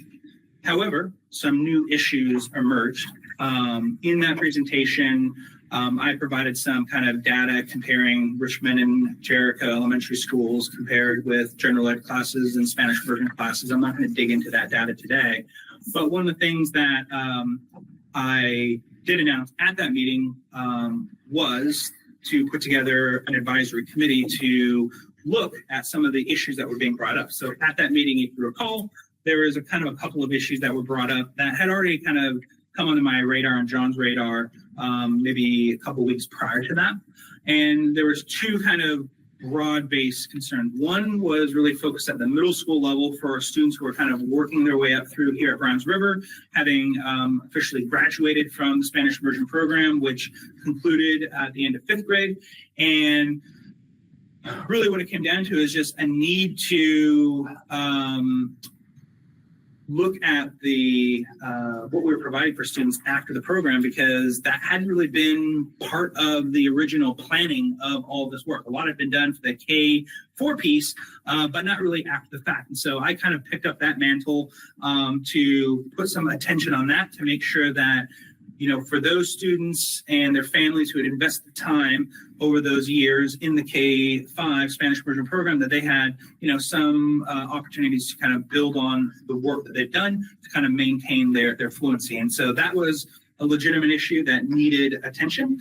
And then conversely, there was another issue that arose, particularly at Richmond Elementary, just concerns from both educators and parents about kind of, I guess, the equity of it, of Spanish immersion classes versus general ed classes. And that was some of what I spoke about back then. So given kind of these two issues, there was a need to dive into this more deeply. And I'll talk more about that momentarily. But this past year, there's been quite a bit of collaboration on this. There's the Spanish Immersion Advisory Committee, which I'll talk more about momentarily. We met about monthly. So from, I can't remember the first one, but I want to say it was in early November. We met pretty much monthly, maybe sometimes more depending on the month. And we're going to be meeting one more time in May. So we've met pretty frequently. There was also some surveys that were sent out to both parents, educators, and students back in December. Those were Google Form surveys, asking a wide range of questions that were developed by the advisory committee to kind of get further information on kind of, and I should emphasize, perceptions. So it's useful information, and at the same time, it's not necessarily like factual information. There, it's perception data, which is very useful, and helped inform our conversations. I have met with principals, whether it's at Richmond or Jericho, or with Kevin or Gretchen or Mike, many, many times. And I say that because one of the issues that had been brought up at an advisory committee meeting was, the need for Gretchen Moeller, Camel's Hump principal, to be involved in these conversations, given that next year we're going to have the first class, Spanish immersion class, going into 5th grade. And that's been kind of a large focus at Camel's Hump. Though Gretchen isn't part of that advisory committee, she was very much a part of a lot of the conversations, decision-making that has happened. Same with Kevin, same with Mike Weston, and many other individuals. So I cannot emphasize enough a lot of meetings, a lot of conversations. And then also just with educators and our lead teachers in the Spanish immersion program, Sylvan at Jericho and Emma at Richmond. They are kind of the lead teachers in the North and South End, and they have also had a large role. So a lot of collaboration, conversation, and dialogue has happened this year on all aspects of the Spanish immersion program. Now, specifically, we have the SI Program Advisory Committee. And what you have up there is verbatim from the kind of guiding document that I created. So we initiated this in 2024 during that board meeting. And I won't read this whole thing to you, but I did highlight a section, that I think is important. The role of this committee and its members is to advise and otherwise provide input to the assistant superintendent so as to inform programmatic decisions related to the Spanish immersion program. That committee, and I'll come back to that in a sec. Committee was made up of some school district administrators, Spanish immersion program educators, parents of Spanish immersion students, parents of non-Spanish immersion students, school board member, and myself. And so there's 12 total members representing kind of a wide range of individuals. The purpose of this committee was really to get broad-based input from both folks in the Spanish immersion program and outside the Spanish immersion program, both educators, both parents and administrators, to really inform what we're doing at the administrative level. So this group, and I'll get to this momentarily, has come up with quite a few recommendations, suggestions, changes, etc., that they believe we should kind of put in place. Some are already just kind of naturally being put into place, and I'll talk about some of those in a minute. But ultimately, this group was to inform my work with John and other administrators. We do have one more meeting that's on May 21st, where we're going to really solidify the recommendations that I'm about to talk about. So these recommendations, these are proposed or potential recommendations. When we meet on the 21st, we got pretty close at our last meeting, but we just ran out of time. And so hopefully we can close the loop at this next one. And this is not exhaustive. There's other pieces as well. So I'm going to kind of touch on the big ticket items. But any questions thus far?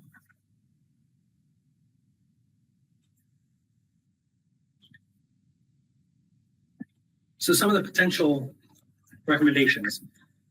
A big one and this came from both parents and students overwhelmingly, is that they wanted to move away from having a SI specific team where all the Spanish immersion students were on the same team and they were being provided one of the content areas, math, science, in Spanish. That was probably one of those clear things we saw from the survey and from conversations, is that for a variety of reasons, they would rather students be engaged in a Spanish specific course that builds on their ability to be conversational than learning the content in Spanish. So that was one of the changes we made, is now there is no like Spanish specific team that we may still have to have some of the Spanish immersion students be on a similar team just by nature of schedules, and that Kevin were here, we talk all about schedules, it's very tricky. But that they would be taking a separate, we're calling it a humanities type class. It's not like strictly a Spanish 1 or a Spanish 2 class, but it's taught by a teacher in the building.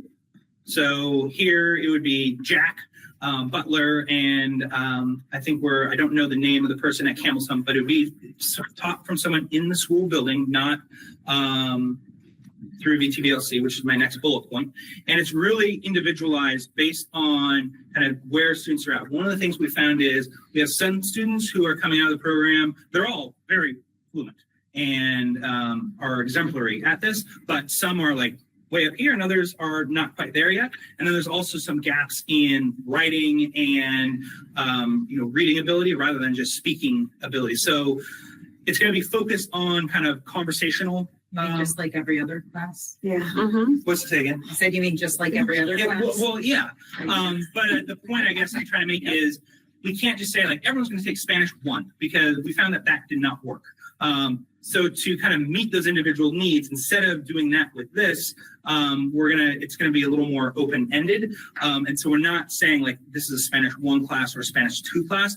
When we get to higher grade levels, we'll do that, and I'll speak more to that in a minute. So that was one big change.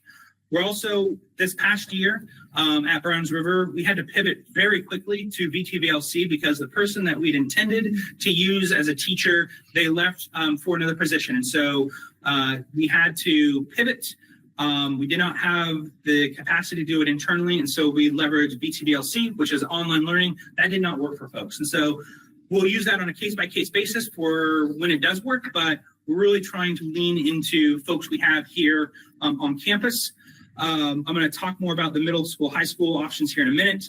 We're incorporating more English literacy instruction earlier on, starting in kindergarten. So that's a new thing that we actually started this year and are expanding on next year.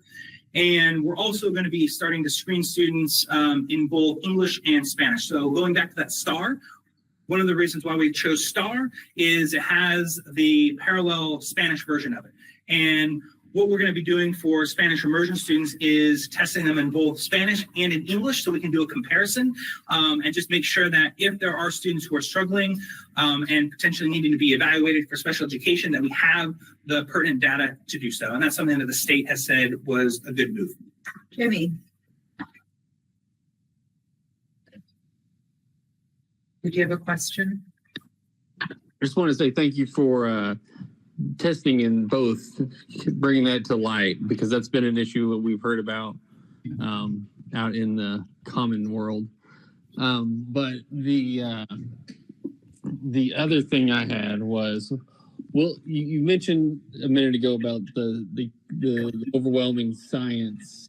It was your example of the kids not taking science. Is that going to be a elective, or is that going to be the actual science class that they're going to be not taking in Spanish? It'll be in English. So all students, Spanish immersion now, will take their core classes, Spanish, math, ELA, and social studies, all in English. So they're just going to be part of a normal team now. So they're not going to be in the Spanish immersion in 5th grade. So the Spanish immersion component for 5th grade is that separate class that I was just talking about. Yeah. Okay. In lieu of having one of their content areas in Spanish. Is that an elective? No. Well, I mean, I guess Doesn't stop them from suppose taking it. it doesn't, yeah, they can still do other things as well, like EXPs. I have a question. Would a child that is, I don't know that Jimmy's got his answer. what is a follow-up with this? Sorry. Could that answer your question? Yeah, yeah. So it will be an elective time, a period slot in this kid's schedule. It'll be in their schedule. Like they will choose, and that's something I'll get to here momentarily, is they'll end up choosing to do this extra Spanish class. They're not required to do it, but I can speak more in depth on that momentarily. Heather? Would this extra class be open up to kids that weren't in the immersion program that might be fluent enough to take it, or is it just for kids that went through? It could, but it would be, given the level of fluency that they're at. I mean, yeah, it's certainly not exclusive, but I would think I don't think they're going to be at that level. Okay. We go on to the next slide. Perfect. Another piece has to do with and again, these are potential recommendations, so we're going to continue to talk about them. But something that was built in for two reasons when this whole thing was started was what's called sibling allowance. And the reason, and what that is if, one kid was accepted into the program, this is when we only had the program at Jericho, is we didn't want, the sibling, if there was a sibling, to be excluded from it. So now we have one kid at Jericho and one kid at RES. And, if the family wanted both the kids to be taking it, we built in the sibling allowance to allow kind of the automatic entry of that other younger sibling into the program when they got to the right age. Now that we have, two fully fledged programs, that really isn't necessary anymore because, we're not sending all the students to just like one school. We have it at two different schools. And what we found is that, a number of folks were able to take use of that. And by doing that, it's kind of automatically just kind of whittles down the total number of slots that are available. And so something that would be put into place we didn't do it this year, but for next year, is to kind of take that away so that slots aren't being kind of automatically taken with that. And I know that that's going to have, negative impact on some folks.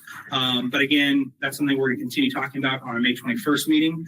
Another thing that came up in our conversations is just the need for sharing more information so that, community members, educators, parents are kind of aware of this program, and importantly, to dispel some of the misconceptions and misunderstandings that are in play. I think we were able to kind of quell some of those back in the fall, but there were still kind of some, misunderstandings. One that I will share that came up was that a number of folks, both educators and parents, were under the impression that teachers in the program, that Spanish immersion teachers, did not have appropriate credentials. They all do. No one who is teaching does not have the appropriate license. And so trying to clarify and kind of quell some of those things that, as you know, especially in Vermont, one person says something and things can kind of take on a life of its own. And so there are some ongoing kind of misconceptions that we're trying to provide more clarity on. One of the things to help with that is we have two educator focus groups set up right now for Richmond and Jericho, given that's where our Spanish immersion schools are, to really what it's going to be. I think Jericho's on May 20th and Richmond's on May 27th. And so myself, the principal, and then Sylvan, who is one of our lead teachers, will be there just to field questions from educators and just see what concerns they might have or questions they might have, as just another way of helping to get to the root of some concerns that might still be out there. And then just another broad one is trying to do a better job of integrating Spanish immersion and English students into the buildings. Jericho, being that they're a little further along, has done more of this because they've been at it longer. Richmond, speaking with Jeremy, the principal down there, already doing a lot more with just trying to incorporate those two students and not having there be any sort of like separation. And so even this year, I feel like we've come a long way in kind of taking down some of those divides. Kevin has a question. Yep. Thanks, Edie. I'm gonna have to drop in a couple minutes, so just wanted to interrupt. Sorry, Andrew. Just a couple like high level comments and maybe a question. The potential recommendations and listening to you, like initially I thought when I looked at this deck earlier, there were recommendations to the board, but I think these are recommendations that you're making to yourself or John. Yeah, right? they're not recommendations to the board. They're recommendations that the advisory committee that I oversee have kind of arrived at. And again, that's not exhaustive. We have a more exhaustive document that lists all the details of these things.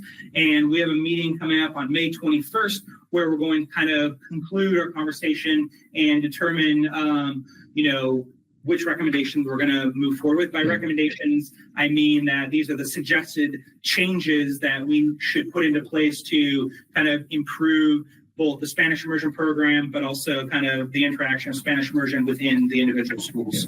And because as a board, we in the past anyway, we don't get involved in this level of detail around how the program is run. Right. So these are informative. That's right. And all of these could be engaging conversations at a board level, but probably not, since we don't have any policy that governs language immersion at all, other than our ends policy, we provide a pretty broad level of discretion to the administration to run the program. I would just ask, like, if you're coming back to another update on the recommendations, I'm having trouble tying some of these recommendations back to problems that you're trying to fix. Like I think the way that you talked it through, you helped me with that on some of these. But in order to communicate this to the broader community, I would encourage you to be able to frame this up as here's the current problem. If we do this, it'll be fixed and why, so that we can track it. In particular, I'm not sure about the you skipped over it, but the weighting change to the economically disadvantaged. The dots need to be connected for me, and a couple other ones I was not quite sure if personally if I would agree or not. But again, you're not asking for the board to make any decisions on this because you're just really giving us an update and chance to noodle on it and provide feedback, right? That's correct. Yeah, no, it's really just to, again, a couple of things. One, this has already gone on a little longer than I think I anticipated, but it was to provide kind of high level overview. To your point, like in our advisory committee, we have a document that lists out kind of specific problems and then the action steps that need to be addressed, but it didn't seem appropriate to get into that level of detail in a board meeting like this. But to your question about the economically disadvantaged thing, because you're right, I did miss that one because it was kind of pulled into the civilian allowance. We didn't have to do that this year, but it was one of the things that John Alberghini and I had talked about. And the reason behind that was one of the issues that had been brought up in the advisory committee is just some of the potential inequities, within the program, and making sure that we were building in mechanisms so that we were able to get a broad range of individuals in there. And so that was just kind of one potential mechanism to help with that. That being said, that has not been utilized yet. And as mentioned, we're going to be talking additionally about that on the 21st. So I can certainly at a later time provide more details of some of these if you'd like. Yeah, I think that weighting one I'm personally interested in. I just feel like if we have to weight the lottery, then there's a reason why a representative demographic is not interested in the program.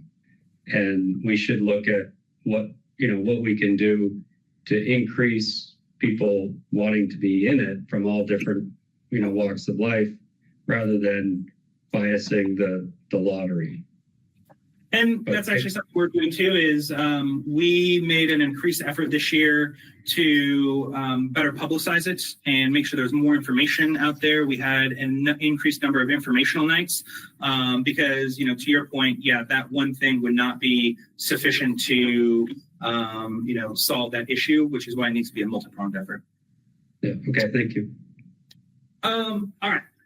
So now I want to talk a little more in detail. I have another question. Yeah, go ahead.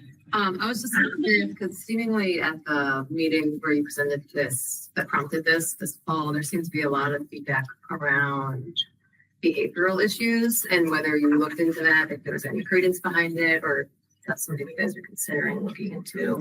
I mean, yeah, no, we've looked into that. And again, it's like most of these things, there's not one particular thing. And so, but I can say that plenty of issues in Spanish immersion classes. So I'm confusing. I know I've talked about this with John a lot. Did we not have a board update after that meeting? I don't think we did. On this? No. We didn't. It was scheduled, I think, I think there was something on an agenda that got moved. Okay, so yeah, so all of that feedback would be really important for folks then if we haven't had that. Oh, okay. update. Yeah, we can certainly, I'll talk to John and figure out when we can do that. But again, you know, I'm in classes in all the schools quite a bit. And just from an anecdotal standpoint, there's Spanish immersion classes look very similar to the other classes as far as like behavioral pieces. Now, on a more specific kind of basis like Richmond, there's a particular class that does have more. And that's something that has popped up is there's usually not like, oh, we've noticed that, you know, this particular grade level, though first grade, you know, this year has been a little tricky too. And we've seen that with COVID. As you all know, like it is cohort based. And so it really varies with just like kind of the particular combo of kids that you get in any particular grade level. But so two things, I guess I would say. One, there is a conception that there is no behavioral problems in Spanish immersion. I can tell you categorically that is not true. I've been in classes. And that it's something that we've been discussing in the advisory committee to try to unpack, you know, what are the, you know, actual differences, you know, between some of the classes. One thing that did come up, and this was shared in the presentation in October, is there are some differences with students with IEPs. There is a higher percentage in the general ed classes versus the Spanish immersion classes. Now, however, there's kind of a reasoning behind that. With the new special education laws that came into effect summer of 23, there was some challenges, maybe it was 24, some challenges with like trying to get students onto an IEP who were in Spanish immersion, because the data that we had made that tricky to do, and the state didn't really have a clear answer for us on how we should proceed with that. Like, should we use the Spanish information? Should we use the English? Which is one of the reasons why we're now testing in both Spanish and English. And now we've worked with the state, tried to sort out those things. So there is no barriers to students who either have an IEP coming into kindergarten, or if they're identified partway through their elementary career. That is not a barrier at all. And so I would warrant that over the next, couple of years, we'll see kind of a more balancing out of those, because there were some barriers in place just with the process that made it more difficult for students to be evaluated and then put on an IEP. Does that make sense? Mm-hmm. And then can you talk to the supports provided to the staff in the general education versus Spanish immersion? Yep. That was something that came up. Yep. And one of my slides back in October kind of did a side-by-side for Richmond and JES of support staff. And generally speaking, they're comparable both at RAS and JES and general education and Spanish immersion. Again, support staff in a classroom is based on need, regardless of whether it's a general education classroom or Spanish immersion classroom. And so we have like the data that shows, and again, this was shown back in October, and that hasn't really changed, that there is no discernible difference between what is being provided in Spanish immersion and what is being provided in general ed classrooms.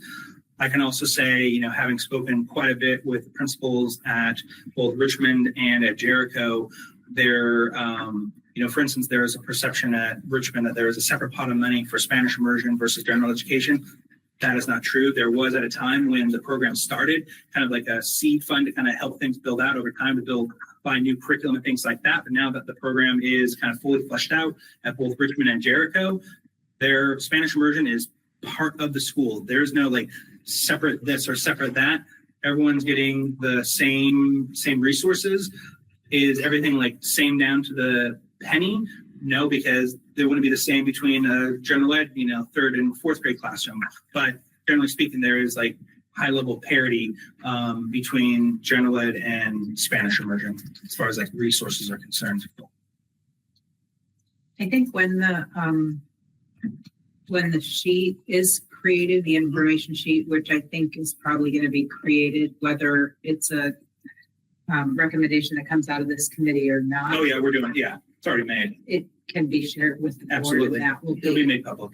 generated. And a lot of it's already things we've talked about tonight or we've seen, but yes, that will be made public.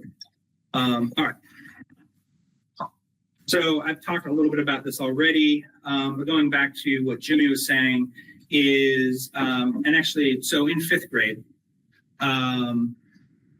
if a student, the assumption is that the student is going to take part in this conversational Spanish class in lieu of having one of their content areas in Spanish, because what we've seen is, generally speaking, both the parents and the kids want to continue with their kind of development of language. So going back to what Jimmy was saying around it being an elective or whatever, so students in middle school, they can take different sorts of classes. This is going to be kind of an additional class that they would be taking as part of their Spanish immersion experience, instead of having one of their content areas in Spanish. And so I suppose it would be a choice, but I think that probably most of those students are going to, they're going to be in the Spanish program or the Spanish immersion program. Their parents want them in there. They will continue with that piece. After fifth grade, when officially the immersion program is over, then they have, again, additional options. Again, assuming that these kids are going to want to take the specific kind of conversational course. But that being said, they do have other options. They can take French 1, they can take a language exploratory, but probably we haven't seen anyone decide to do that. Everyone has decided to kind of stay in the Spanish specific thing. Yeah. Would this necessitate hiring another Spanish teacher, or We already have the people for all of it. So we don't need to hire anyone else. We're solid. And for the eighth grade piece, there was some, availability to bring someone from the high school to Browns River for eighth grade to do kind of again, I say Spanish 2-3, but it's following a similar kind of syllabus and scope and sequence, but it's not like line by line Spanish 2, Spanish 3. The goal of that course is to have someone from the high school who teaches this at the high school, teaching kind of a Spanish 2-3 course, so that those students can be ready for kind of the rigors of a higher level Spanish course, whether that's 3 or 4 or something else when they get to high school. And that high school teacher will then also assess those students to kind of determine where they should be placed as well.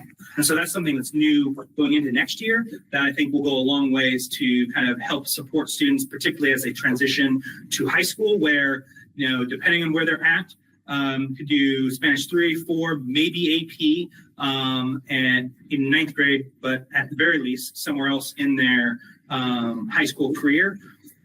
Depending on where they're at, then if they have time, they can take another language at the high school, or further on, later on in high school, they could take a dual language course as well. So a lot of options for folks to engage in. Again, this is a very kind of watered down, simplified version of it. We have a more expanded version that I could certainly share after we kind of solidify it at the advisory committee meeting.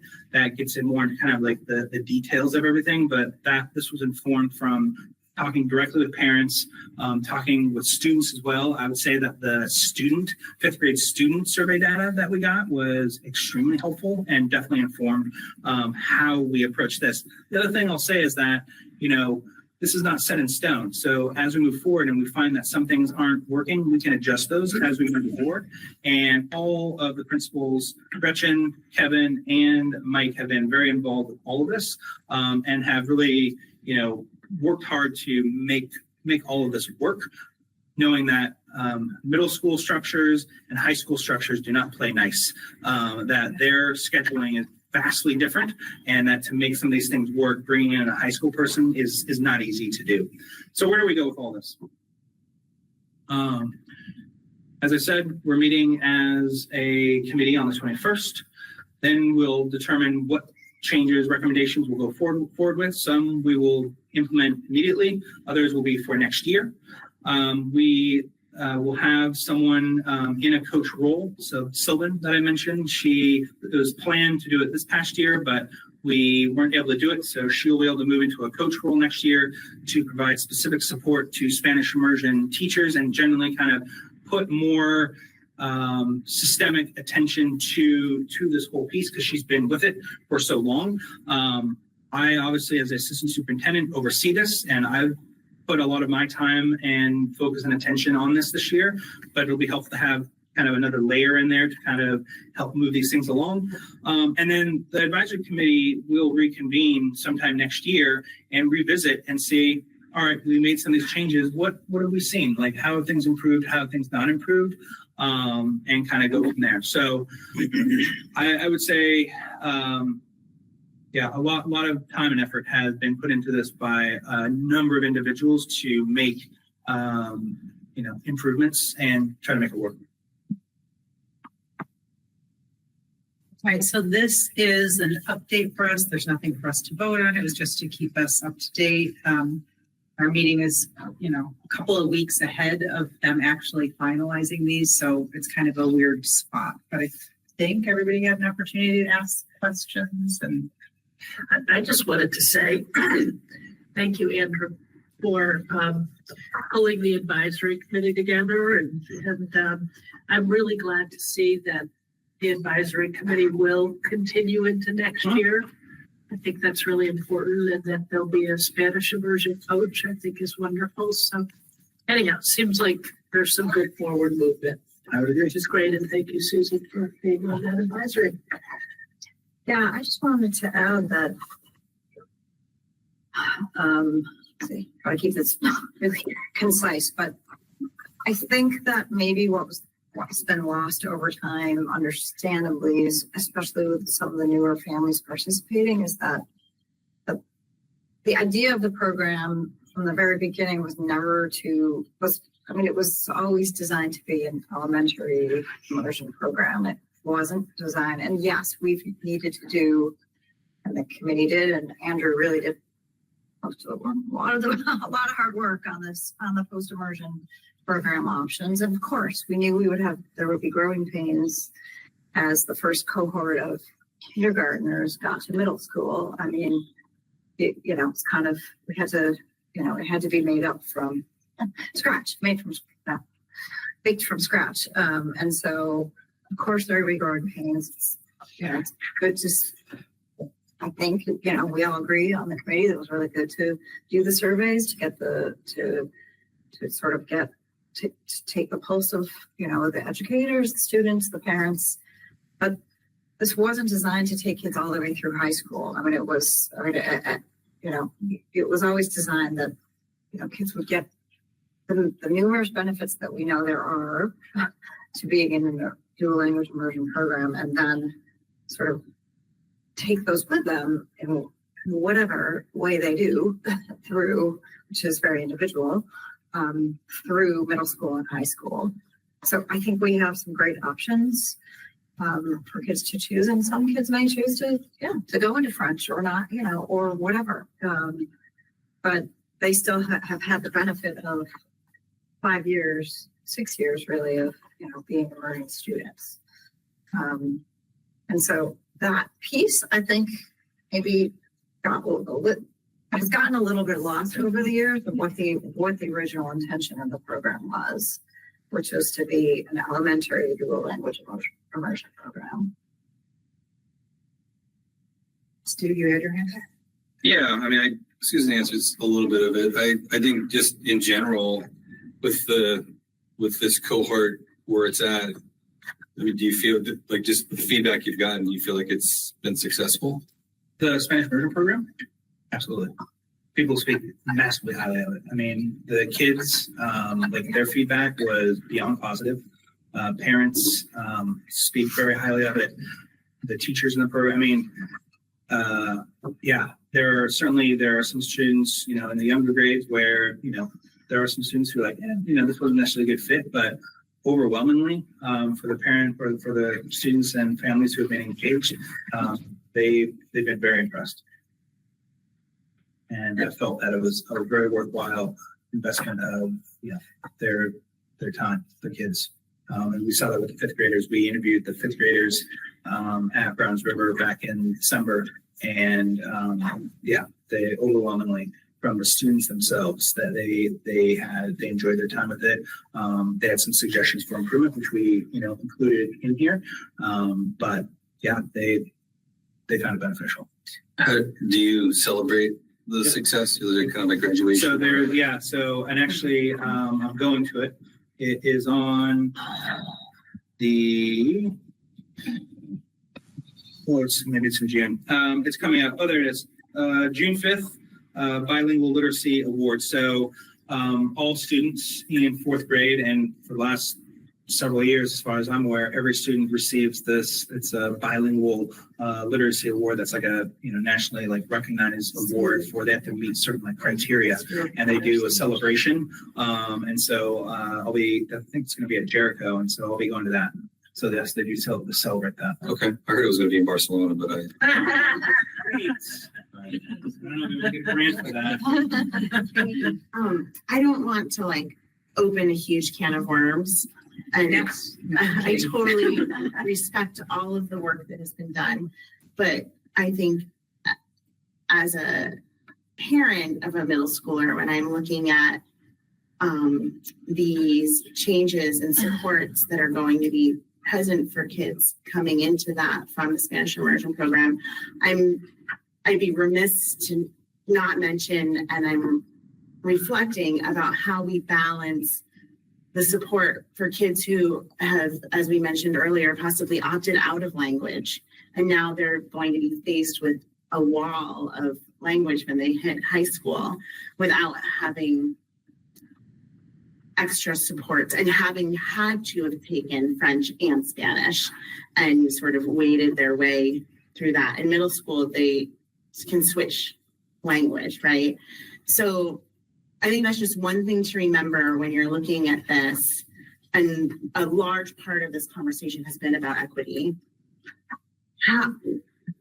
How are we ensuring that every kid is ready for Spanish 1 or French 1 when we're looking at our broader language approach? Because kids don't, I think this is correct, they do not need Spanish to graduate or French or language to graduate, but colleges expect that. Yeah. So it's there somewhere in their journey. And for some kids, it's super painful. So it looks like we're making a big effort here to support kids who have a passion and have been, given the opportunity to succeed with language, but we do have kids that are not successful in language, and that's hard. So I just want to put that out there, and I think recognize parents who might struggle with some of this information. Yeah, no, it's a fair point. And I will say that, we've been I've worked with the principals on that too, so that, like I said, we didn't hire anyone new, as far as I'm aware. And that the amount of time that the students, basically, this is just their EXP, their extra thing. Mm-hmm. And so we try to make sure that it wasn't like extra thing that they were getting that no one else was, that it matched kind of the number of times per week, time and all those sorts of things that everyone else was going to get with their EXP if it was like Spanish or French or whatever, so that there was some kind of parity, that we weren't like saying like, all right, now we're going to have this special little class for you that no one else can be in. It's really just kind of given where, and this came from feedback from the parents and some students of, like they were taking Spanish 1 this past year in BTBLC, way too easy. And so it was really, to me, kind of like the extremely high fluency levels that which we would expect coming out of it, so that, they have that. But at the same time, I'm going back to like what Heather was saying, like certainly not exclusive to those students, like anyone could be in there. And, to your point, like, I think that, language is hard. Like I struggled with language. I took Spanish, I don't speak it very well. But I guess what is our district's bigger commitment to language, right? Like when we look at that lens. I mean, it's just a question. Yeah. I mean, I think probably like a lot of areas we can improve, but there's language options in some, not to the point of the Spanish immersion program, but in elementary school, and then both Spanish and French at the middle school level. But I think something that we could investigate is how well is that preparing them for high school? That's a question I don't know. Yeah. And so that we can investigate. Thank you. Go ahead. I just kind of want to piggyback on what Katie was saying. Like, yeah, this, for you has been like almost 8 months worth of work, a lot of time and effort into.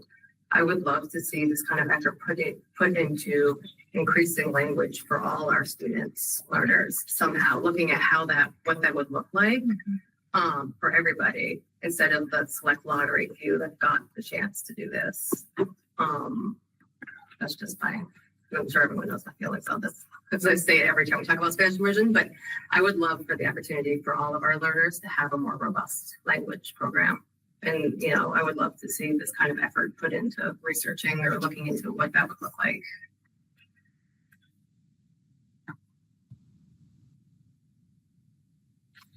Fair point. Other questions, comments, thoughts? Okay. You get to see me again next week. I won't, but we'll talk about that when we get there. VSBA resolution discussion. The VSBA resolutions are due after our June meeting. Did we assign a group of people to work on that, or is that last year? That was last year. Okay. 2 years ago. 2 years ago. Yeah. So what the VSBA, do you want to talk about this, what they are? Do you want me to do it? I sent an email to everybody Okay, like a month or so ago about all this. So if there is an issue that the board would like the VSBA to work on, then we can have a working group put a resolution together to bring to the board for our June meeting to send to approve, and then to send on to the VSBA to work on. Or you can also send a topic to the VSBA, and the resolutions committee for the VSBA will work on it. We'll work on it. It would be best if we do that as a board and not as individuals. It should come from the board. So if you, as a board member, would like to bring something up for our June meeting, or before that, let Tara know. And check the list, right, of what's getting. Yes. That's the thing that I think has happened in the past. We have an idea or something, and then you look at the list and it's something they are already hoping to address, or another school district is as well. Yeah, in that toolkit, that link to that you need to sign into the VSBA with, it's all password protected. It will tell you what the continuing resolutions are right now, what the new ones were last year that are currently being worked on. So that'll give you an idea of what people have been working on. But there's no telling what other boards are going to propose to the VSBA in June. Right.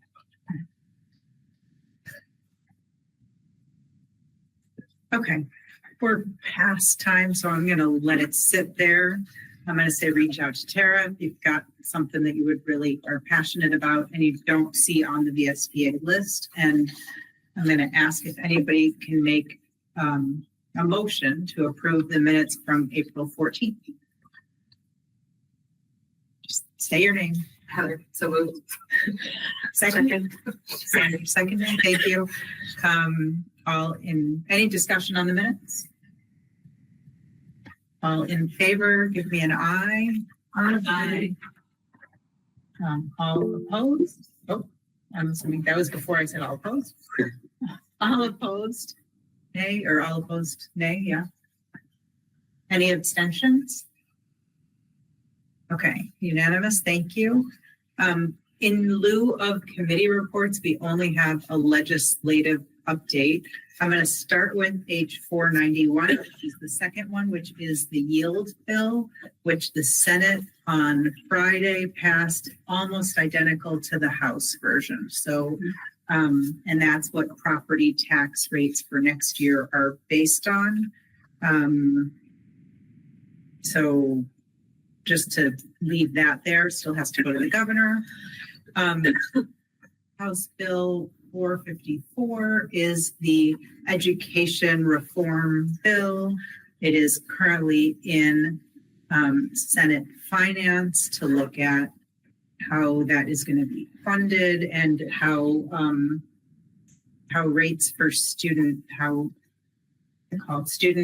the amount of money that's the schools will per pupil, yes, weighted rates and all of that. They're going to figure those pieces out. Senate Education, I will say it, did a horrible job on their version of it. And That's on record too. it's on record from me, it's on record from people in that Senate Education Committee, it's on record all over the place. And what I think was said is that they passed it out of their committee so that Senate Finance would have enough time to work on it. So I'm not speaking out of turn. So we're kind of in limbo. I think Senate Finance is scheduled to vote on it on Thursday. And then it will maybe pass the Senate and go back to the House and likely have a conference committee to figure out what that's going to look like. So I don't know if people want details. It's like 100-ish page. I appreciated the VSBA's document with the side. Yeah. That was helpful. So yeah, so they have been doing a really good job of tracking it, and they're sending out very regular updates. I don't think we really need to talk about it more, but if anybody has any big questions. Okay.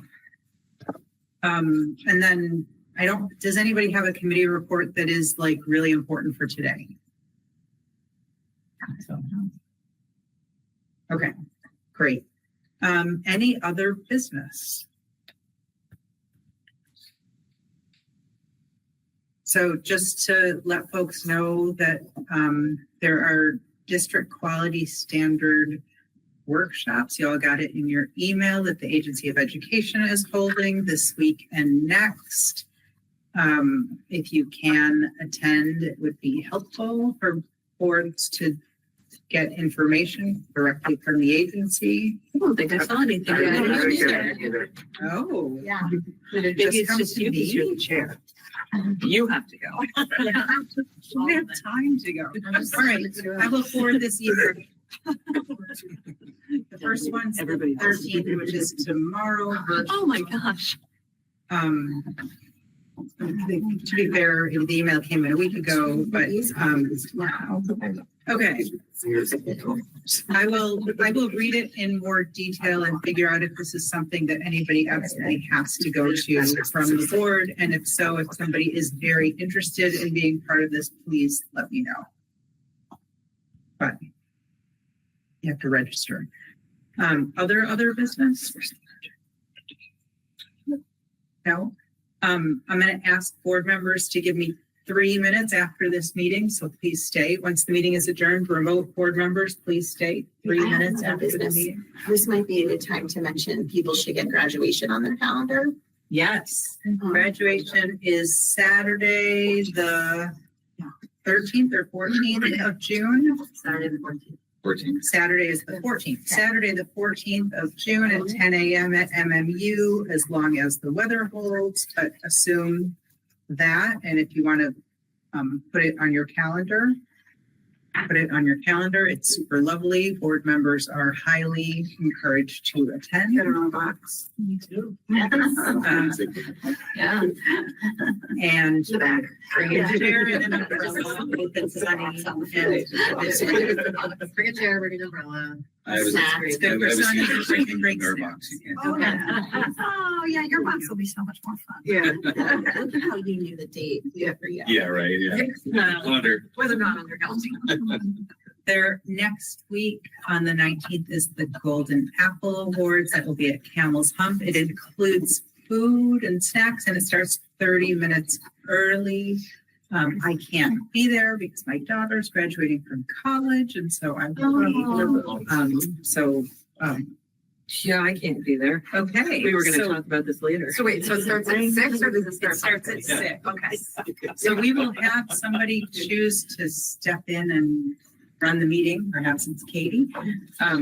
But we'll talk about that also. That will be organized. I hate to miss it. People who can be there since it's like really. Oh, yeah. It's like, it's Yeah. killing me not to be able to be there, and I'm And not it's going to be nice to there. have a good board, present, a good It is. board. really. Those off-cycle Monday nights really They're hard. Yeah. don't work for me. I know. Yeah. It's hard. It's also usually really hot in the room that time of year, so dress appropriately. Unless it's raining. It's 40. And other business. Anything else? Motion to adjourn. So moved. Kind of like moved, seconded from Tara seconded. I don't know who first did.